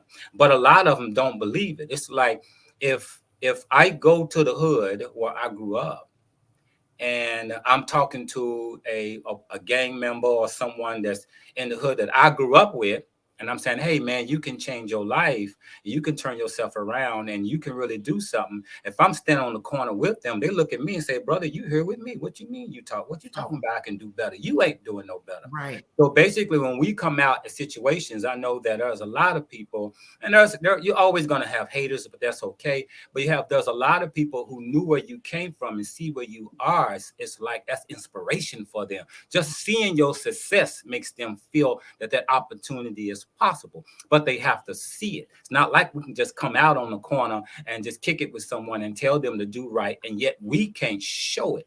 So what you're doing is you actually showing it. When I started my business, the first thing I started doing was learning how to import. I started importing products out of India. And distributing it here in Louisville, Lexington, Cincinnati before I started actually making my own product in 2004. But the opportunity is so open, and that's when I realized that it was me stopping me. It was me in my way, and everywhere I go, there I was, right? And so I realized at that point, I can make the change. It's up to me. It's what's in that I want to see what's out. So the first thing I do is change what's in. Once I begin to see that there was nothing that can stop me from feeding my daughter and my family, I realized at that point, that's where it was, that there wasn't no white man or this system greater than me, right? So I had to elevate who I thought I was in order to conquer. And so I learned this playing field. I look at this playing field like playing Monopoly. right? To where this is opportunity. I don't complain about it. I compete with it, right? And that's what makes the success, is me willing to compete, learn the playing field, learn about how business works. There's nothing was stopping me from getting a tax ID. Nothing was stopping me from getting a passport to get out of here if I wanted to get out of here. But we assume, and the biggest thing our problem is that we associate working hard with slavery. And that right there stops you. Yeah, I always say when somebody comes to work for me, or even if I see them looking at their clock ready to go and can't wait to leave, that person will not be successful. If you're always looking at your clock, you come in on time, but you're looking at your clock to leave. It's always about serving. And if you don't look at serving at your best, if you see where you are in life, and you're not satisfied, then you need to serve more. But when you make that statement, serve more, some people think slavery, like, no, it's not what it is. It's really about to improve yourself. No matter what you do, you're going to serve someone if you want money, because who's going to give you the money? The person you serve. So you serve more people, you come up with more ideas to create, to help other people. Like what she did, she saw a problem and she said, oh, let me create this go between family and school to do what? Solve a problem, but to serve. And that's where it comes. That's where your reward comes. Your reward comes in serving. So I definitely would love to hook up with you, brother, and do some stuff with you in the future. I think we can do great. It would be a dope show on Clubhouse. To talk about where we came from, because there's so many brothers. I know some that I got a brother that works with me. He's been out for several years now, maybe over 15 years. He came out working for me. Now he's got 5 houses that he rents out. You know what I'm saying? So there's opportunities out here, but a lot of us lost the drive. But because you came from the trenches, like myself, we understand the concept. People or young men or men who have never came from that, maybe were born with a spoon in their mouth, can't explain how to come out of their condition, but we can, and that makes us very valuable. So I will be reaching out to you, brother, to do some work with you. Absolutely. Well, I definitely think that, man, what you're doing is amazing, because there's not a lot of brothers or sisters out there that's on the internet that's engaged in international trade. So, you know, just being involved in exporting and importing and stuff like that, you definitely on the right path, because that's the highest level of business. Yes. When you go walk in Walmart, everything you see in Walmart has either been imported or exported. You know what I'm saying? And that is when you go in Home Depot, same thing. Everything you see in there come from the international side or the domestic side. Somebody made it, somebody imported or exported. You know what I'm saying? So when I was a part of the Black Chamber of Commerce, you know what I'm saying? I kept telling them, I said, man, look, I'm a part of this right here because I want to support, I want to, help, but they wasn't reaching out to me, you know what I'm saying? They just kept putting on these different workshops, and I kept telling them, your workshops not helping me. I said, because I'm doing business in other countries. I see your workshops is for somebody that's opening up a storefront. You see what I'm saying? I said, man, I'm telling you, man, it's nothing wrong with that. You've got people that's doing the storefront. I said, but if you want me to participate, man, you have to allow me to come and talk to these brothers and sisters about international trade, so I could show them how to take that storefront and expand statewide, then nationwide, then international, worldwide.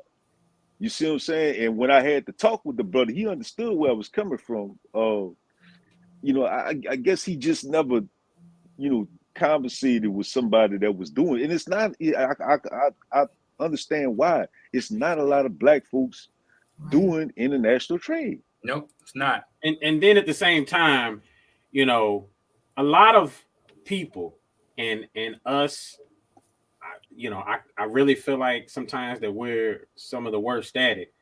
We always have these predisposed notions about people, right? Mm-hmm. So, how a person talks, how a person sounds, all of a sudden becomes who that person is to us, right? The cool thing that I love about Norvel is, okay, what I know about Louisiana, is Master P and that whole gamut, right? Outside of the actual history of the French in the 1600s and all that stuff, but and then understanding the whole Creole thing, you know. But then I'm from Miami, so you know, un parle Creole with the Haitians down there, you know. So I understand that connection. But when you get to talking with Norvel, bro, like there's no denying the intelligence that's there with this gentleman. And I think that's the part where a lot of people fail, is they carry predisposed notions and they don't keep their mind open to understand, you know, that different things about people. You know what I mean? So that's again one of the things I love is like you sit there and talk with Norvel, and it's, you know, it's just intelligence that comes out. You know, this man is not who he once was. You know, he's not. He is who he is now, and that's you know, the beautiful part about being able to share. Now, when we talk about service, because that's something that you know, we touched on just now. When we talk about service, you know, as we're wrapping up the show here, you guys bring a service to people. What is it? You know, why not just say, you know what, we just gonna do this on our own and not worry about sharing?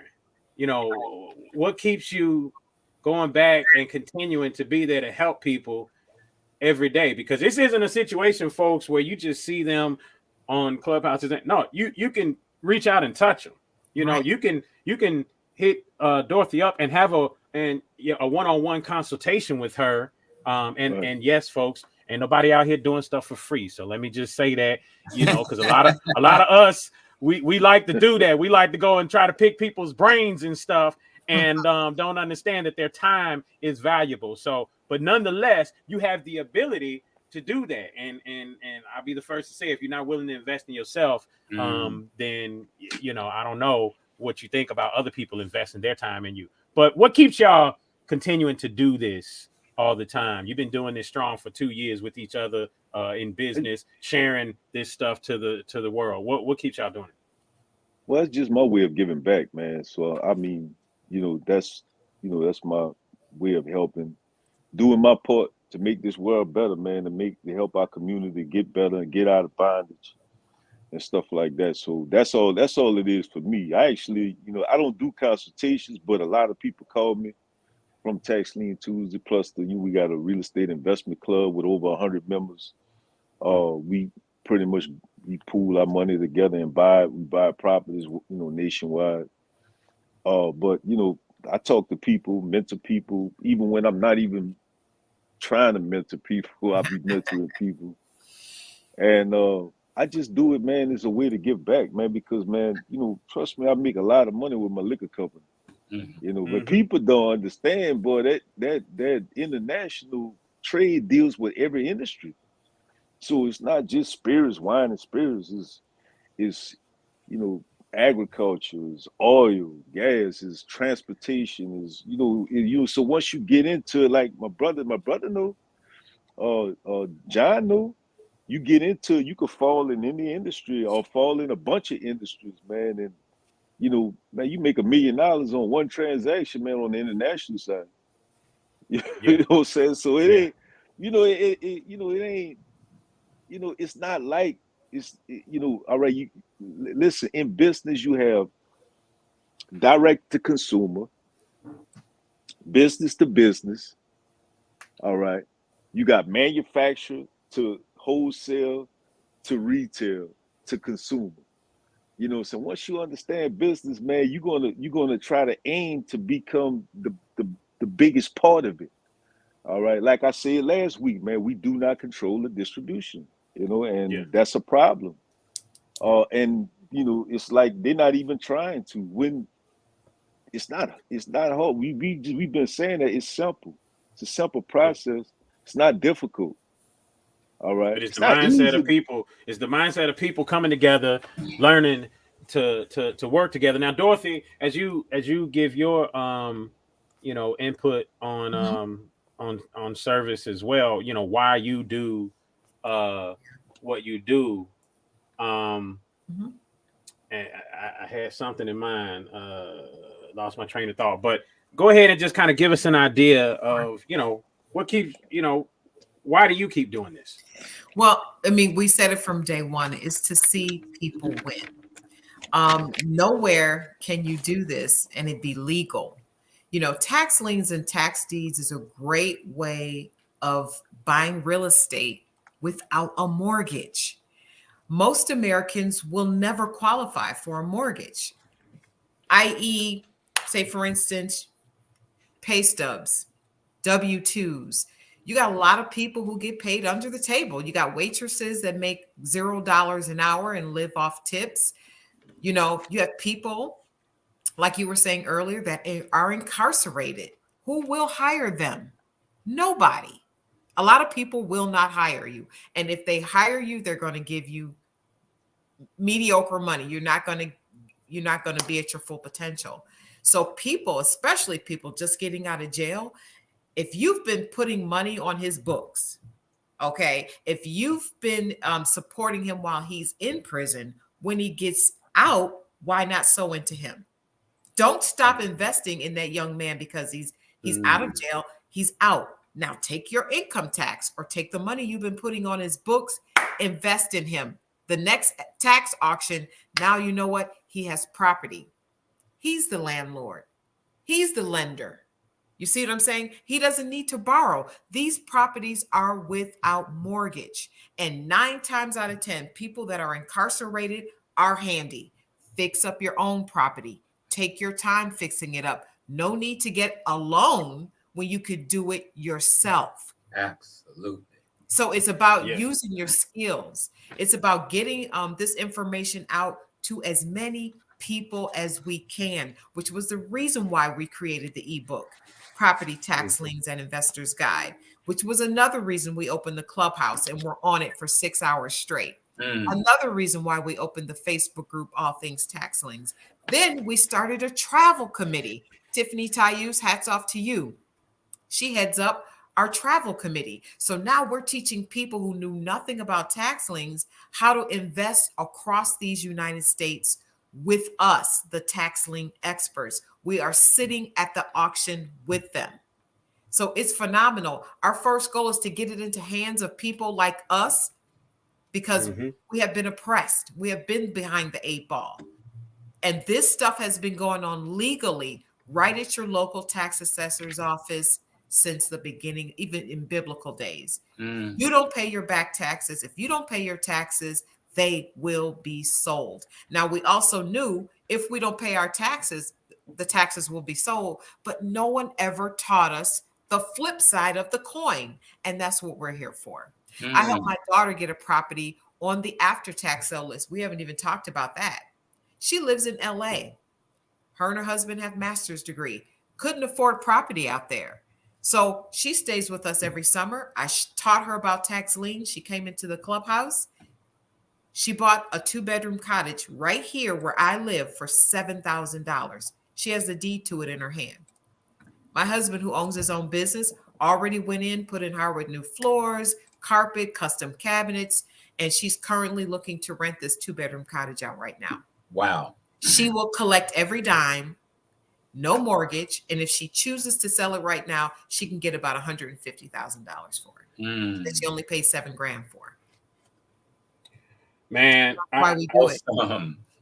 That's why. So look, I put a link in the comment section, folks. Y'all should get it across the board, but this is the link to that Amazon book. All right, that ebook. So I'm going to I think I can download the Kindle app and be able to purchase this book as well.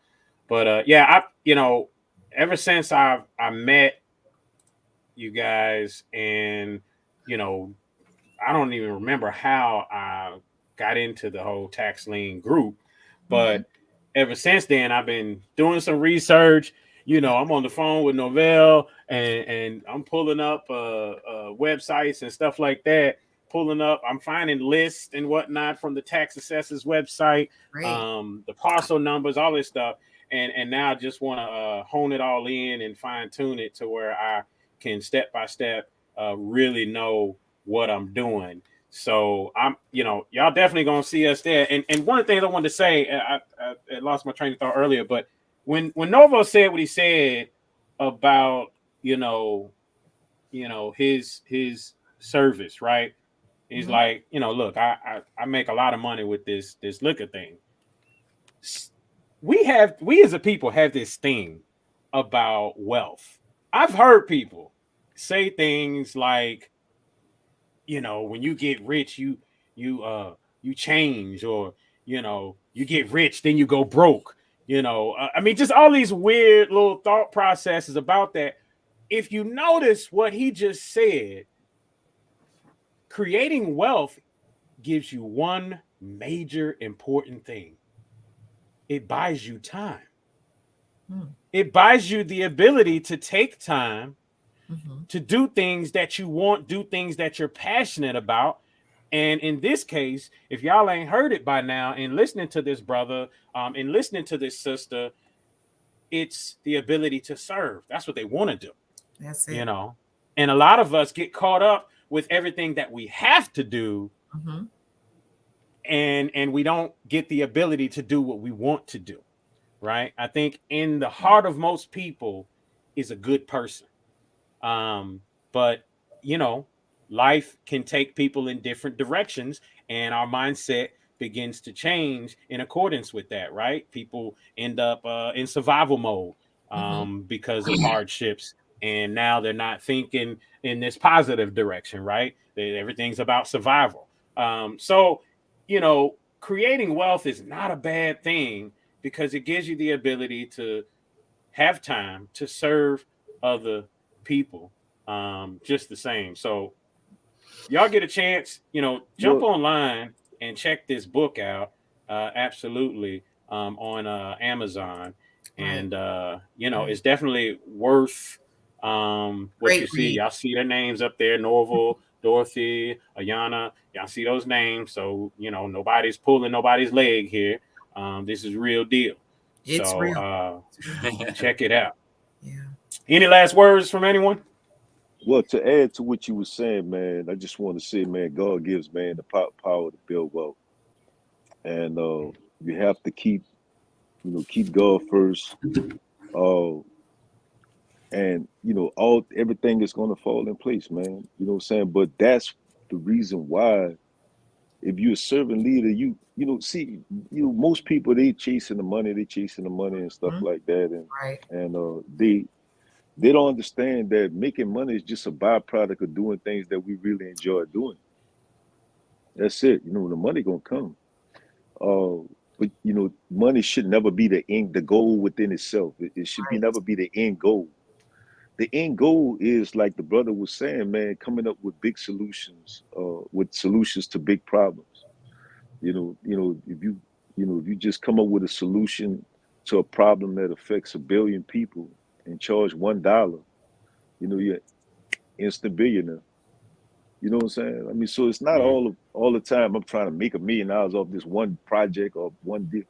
The law of large numbers says that, man, if you come up with a solution to a problem that affects a lot of people, and you just make it very affordable for them people to take advantage of that product or that solution, the wealth is going to come. See, God, and most people don't even give God credit for that. They'd be like, I'm a self-made millionaire. No, you a God-made millionaire. All right. Or you may have got your millions from somebody else, because the Messiah is not the only one that give out blessings. Keep that in mind too. So, like I say, man, keep God first. Everything gonna fall in place, man. And just remember that God gives man the power to build wealth. Awesome. Awesome. Any last words, Dorothy? Yeah, I definitely want to encourage everyone to get them some real estate. Especially, if you can stay away from the mortgage, great. But definitely tap in. I mean, there's sales happening all over. we're at the beginning of the year, and there's going to be tax sales everywhere. They're going to be online. They're going to be in person. We have your tax lien sales. There's usually like a 2.5 to 3 year redemption period. And then we have tax deed sales where there's no redemption period. Then we have redeemable tax deeds where there is a redemption period. Then we have other opportunities to purchase stuff, and it's called OTCs. You can purchase those right over the counter. And then we have the after tax sale list. We have sealed bid auctions. We discuss all of this, some of this in our ebook. But if you're interested in one-on-one consultations, anybody can reach out to myself. Norvel's extremely busy. He don't do consultations, but I tell you, he will make time for you. I will tell you that.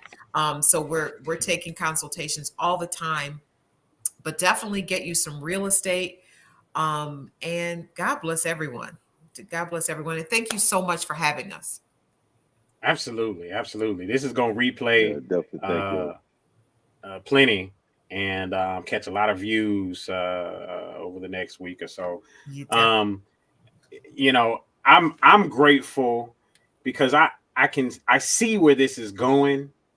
I see, you guys have the ability right now. Yeah. You go click on YouTube or now, all the other social medias, Instagram, Facebook, they got ads, or somebody, hey, I can teach you how to do this and I can teach you how to do that. I see this happening to where you guys create webinars and all this stuff that people can go ahead. Right now, folks, I'm telling you, y'all got it for free right now. You can jump on Clubhouse and you can get into all things tax lien. You got it for free right now. But I can see it turning into something to where, you got to pay $9.99.99 to jump in and take advantage of all the books and all the info. So y'all better check it out now. And hopefully, as y'all do create all that stuff down the road, because that's nothing but another stream of income, that you don't forget us and we can have you back on again down the road. Absolutely. John? I have a question. Is your Clubhouse, is that recorded? Could I go back and look at some of the old ones or listen to some of the old ones? Cool. You're going to see me this Tuesday for sure. Awesome. Mm-hmm. I'll be there with you. But it's very important to understand that I think when we listen to this, and I'm always learning, my ears is always open. I'm definitely am a fan and will be looking into that tax liens for here in Louisville and right across the river here. But one of the things I tell you, we're living in a country with abundance. It's abundance everywhere. This is why people come to this country, actually. This country is about making money. Now, remind you, everybody talks about money being fake. It ain't real. They're absolutely right. But money can be transferred. And there's this book called The Energy of Money. And what it talks about is congealed money, where you can take money and you can melt it down. And whereas the real wealth is in your properties and the thing you can buy. Money is nothing, actually. It is actually only affords you a way of life and to travel, and that's what a life is right there, right? So basically, don't look for money. I always say this, it's not the money. You do the service and the money will come. All you got to do is focus on the service. Who can you help? Where can you find help at? I've created a patent. I have a patent, a provisional patent, and one of the inside the application of provisional patent, I remember it said, "What problem are you solving?" See, that's the same thing you do in business, right? What are you solving? You got to look for a problem, find a way to solve it, and this is what we do, right? So the universe is full of abundance. It is endless, right? And the universe is made up of 1% matter. Just 1%. Well, guess what? The human body and the human brain is made up of 1% matter. The rest is empty space. Why empty space? Because empty space you can create. You have room to create new stuff. So the brain is just like the universe, and our neurons in our brain connects just like the universe. When you think of something in your brain, right, a new idea, new connections in your brain reconnected each other. Nice. Those things that you are creating in your brain become reality in your life right here. So if you are, I tell everyone, Don't chase money. What you do is you use your imagination to imagine what kind of life do you want? What kind of life do you want to have 5, 10 years from now? When you see that life and you pump your emotion to it, meaning that when you see yourself driving that nice car, living that fine house, how does that make you feel? Does that make you feel up? Does that make you feel worthy? And when you start having those ideas, money will come to help you get that. And money ain't something you just hold and keep. No, money is for you can invest and put in so that you can buy things or buy property and put money away for generational wealth. This is how we build. And it ain't the money. It ain't me just holding money in the safe. So you got to have an understanding. In this country here, it's about abundance. The universe is about abundance. This whole creation of the universe is not an accident. If it would mean that so, then you're an accident. No, it's a divine plan, and you are a divine plan. What we need to do is stay focused and keep our mind. What our number one problem is distraction. The first thing we do, we look at our phone. We have what is called dopamine sent to our brain every time the phone rings or every time a text happens. We don't know how small dopamine that is into our brain. So all day long, we're full of dopamine in our brains. And no wonder we're not thinking properly. Where the brain has over 60,000 thoughts in one day, what are you thinking? Where your mindset at? Is it on waste of time or is it on a vision? Right? And this is how you get the universe to work in your favor, by using your brain, because your brain has an electromagnetic wave that's connected to an electromagnetic field. This is why when you think of something, you think of someone and that person calls you, that's not an accident. That's because you send that frequency out there. So it's the same thing. If I want a table or I want something that I need, guess what? If I begin to think of how I want it to look, what color it is, what size it is, there is something that is matching it. And if it's out there, it's matching the same frequency, it's on its way to me. If it's not out there, guess what? Somebody else is going to create that so it can be on the way. So you got to understand, you're living in a life of abundance. There's no lack. There's no scarcity at all, right? And so once you have that mindset, then everything opens up for you. If you remove the word lack and scarcity from you, and know that the universe is open. There ain't no ceiling. There ain't nobody holding you back. There ain't nobody keeping you down because of the color of your skin or whatever. There's always opportunity that you can move if you use the universe. If you believe that this system is keeping you down, then that system is God. You get it? But if you move beyond that and realize that the universe will aid you in anything you want, whether you want to call that God, Allah, whatever the case may be, if you believe in that, that comes your way. And therefore, all the obstacles that you think that are out here, racism, sexism, that goes away. Right? So you understand that you're living in an abundant world. It's an abundant everywhere. And you have an abundant mind if you use the one thing that's in there, and that's called imagination. And that's one of the things I learned. And that's why my title of my book is called Escaping Death Row, the Imagination, right, of the Innocent Man, because it was the imagination, which is what we lost from a child and probably got in public school. We lost using the imagination. Imagination, along with emotional elevation to it, brings you anything you want, right? And so it ain't about the money itself. It's really about happiness. It's really about serving people. And how does that make you feel when you're serving someone? And how does that make you feel when you see someone else happy about what you did for them? That right there, the universe rewards you more, because you are showing gratitude for who you are, where you are, and what you are putting out there. So that will help you win every time if you have that mindset out here. Yeah, I agree. Absolutely. And Dorothy, I know you wanted to share another testimony real quick before we go, right? Definitely. So I wanted to share, because our team is on the line with us.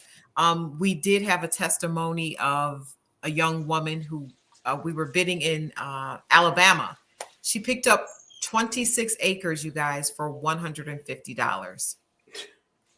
26 acres for $150.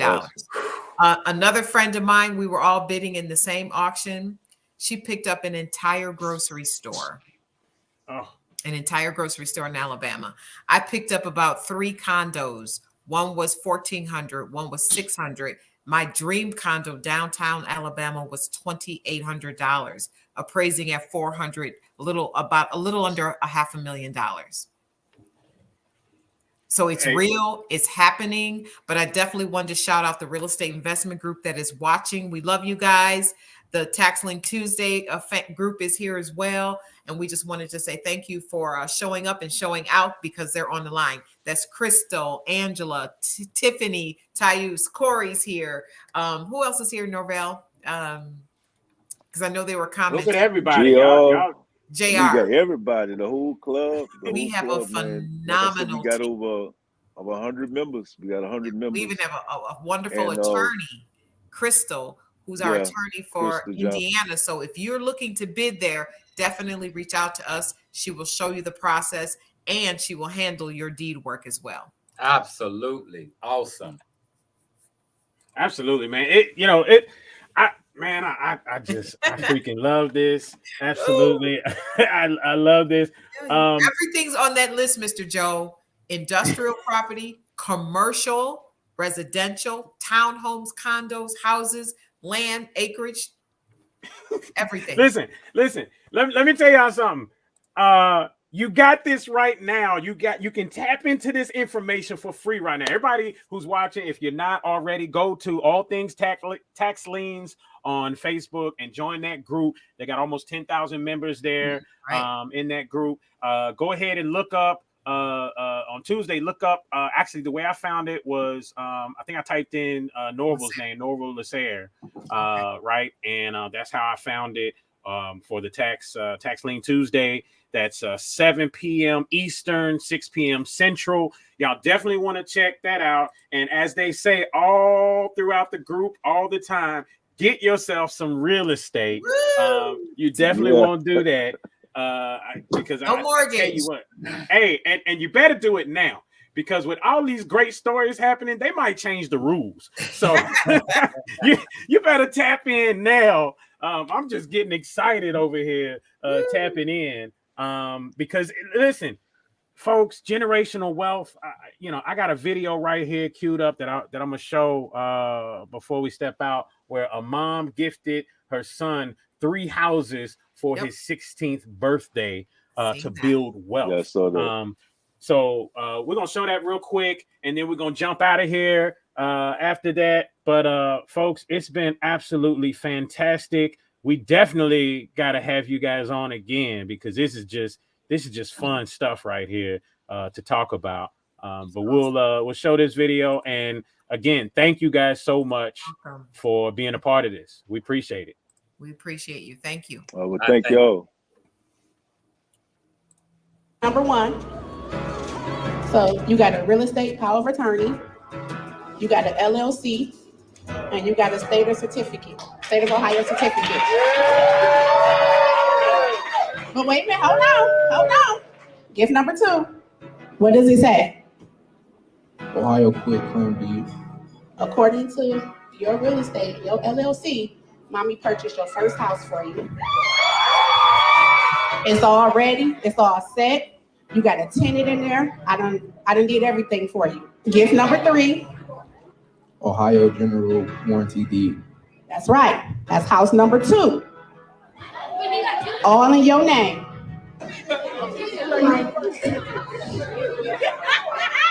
Gift number 4. What is it? The house. That's house number 3. But it's something about house number 3 though. I brought you the pictures. I brought you everything. This one, you gonna do it. It's something else in there. What's that? A $10,000 check. That's your money to fix that house up and renovate it. That's a 2-family. So you got 2 singles and you got a 2-family. My goodness. I even made it even better. I even bought the notary here so you can notarize them. And all you gotta do is Monday is take them down to the county auditors and it's all yours. So come on now. Come on now. Shout out to that mama right there. See, folks, that is the power of being able to do this stuff. They listen, let's just be real. You can't stay stuck in the past. Yes, they knew what they was doing in moving us towards the idea of let's say voting rights versus real estate, right?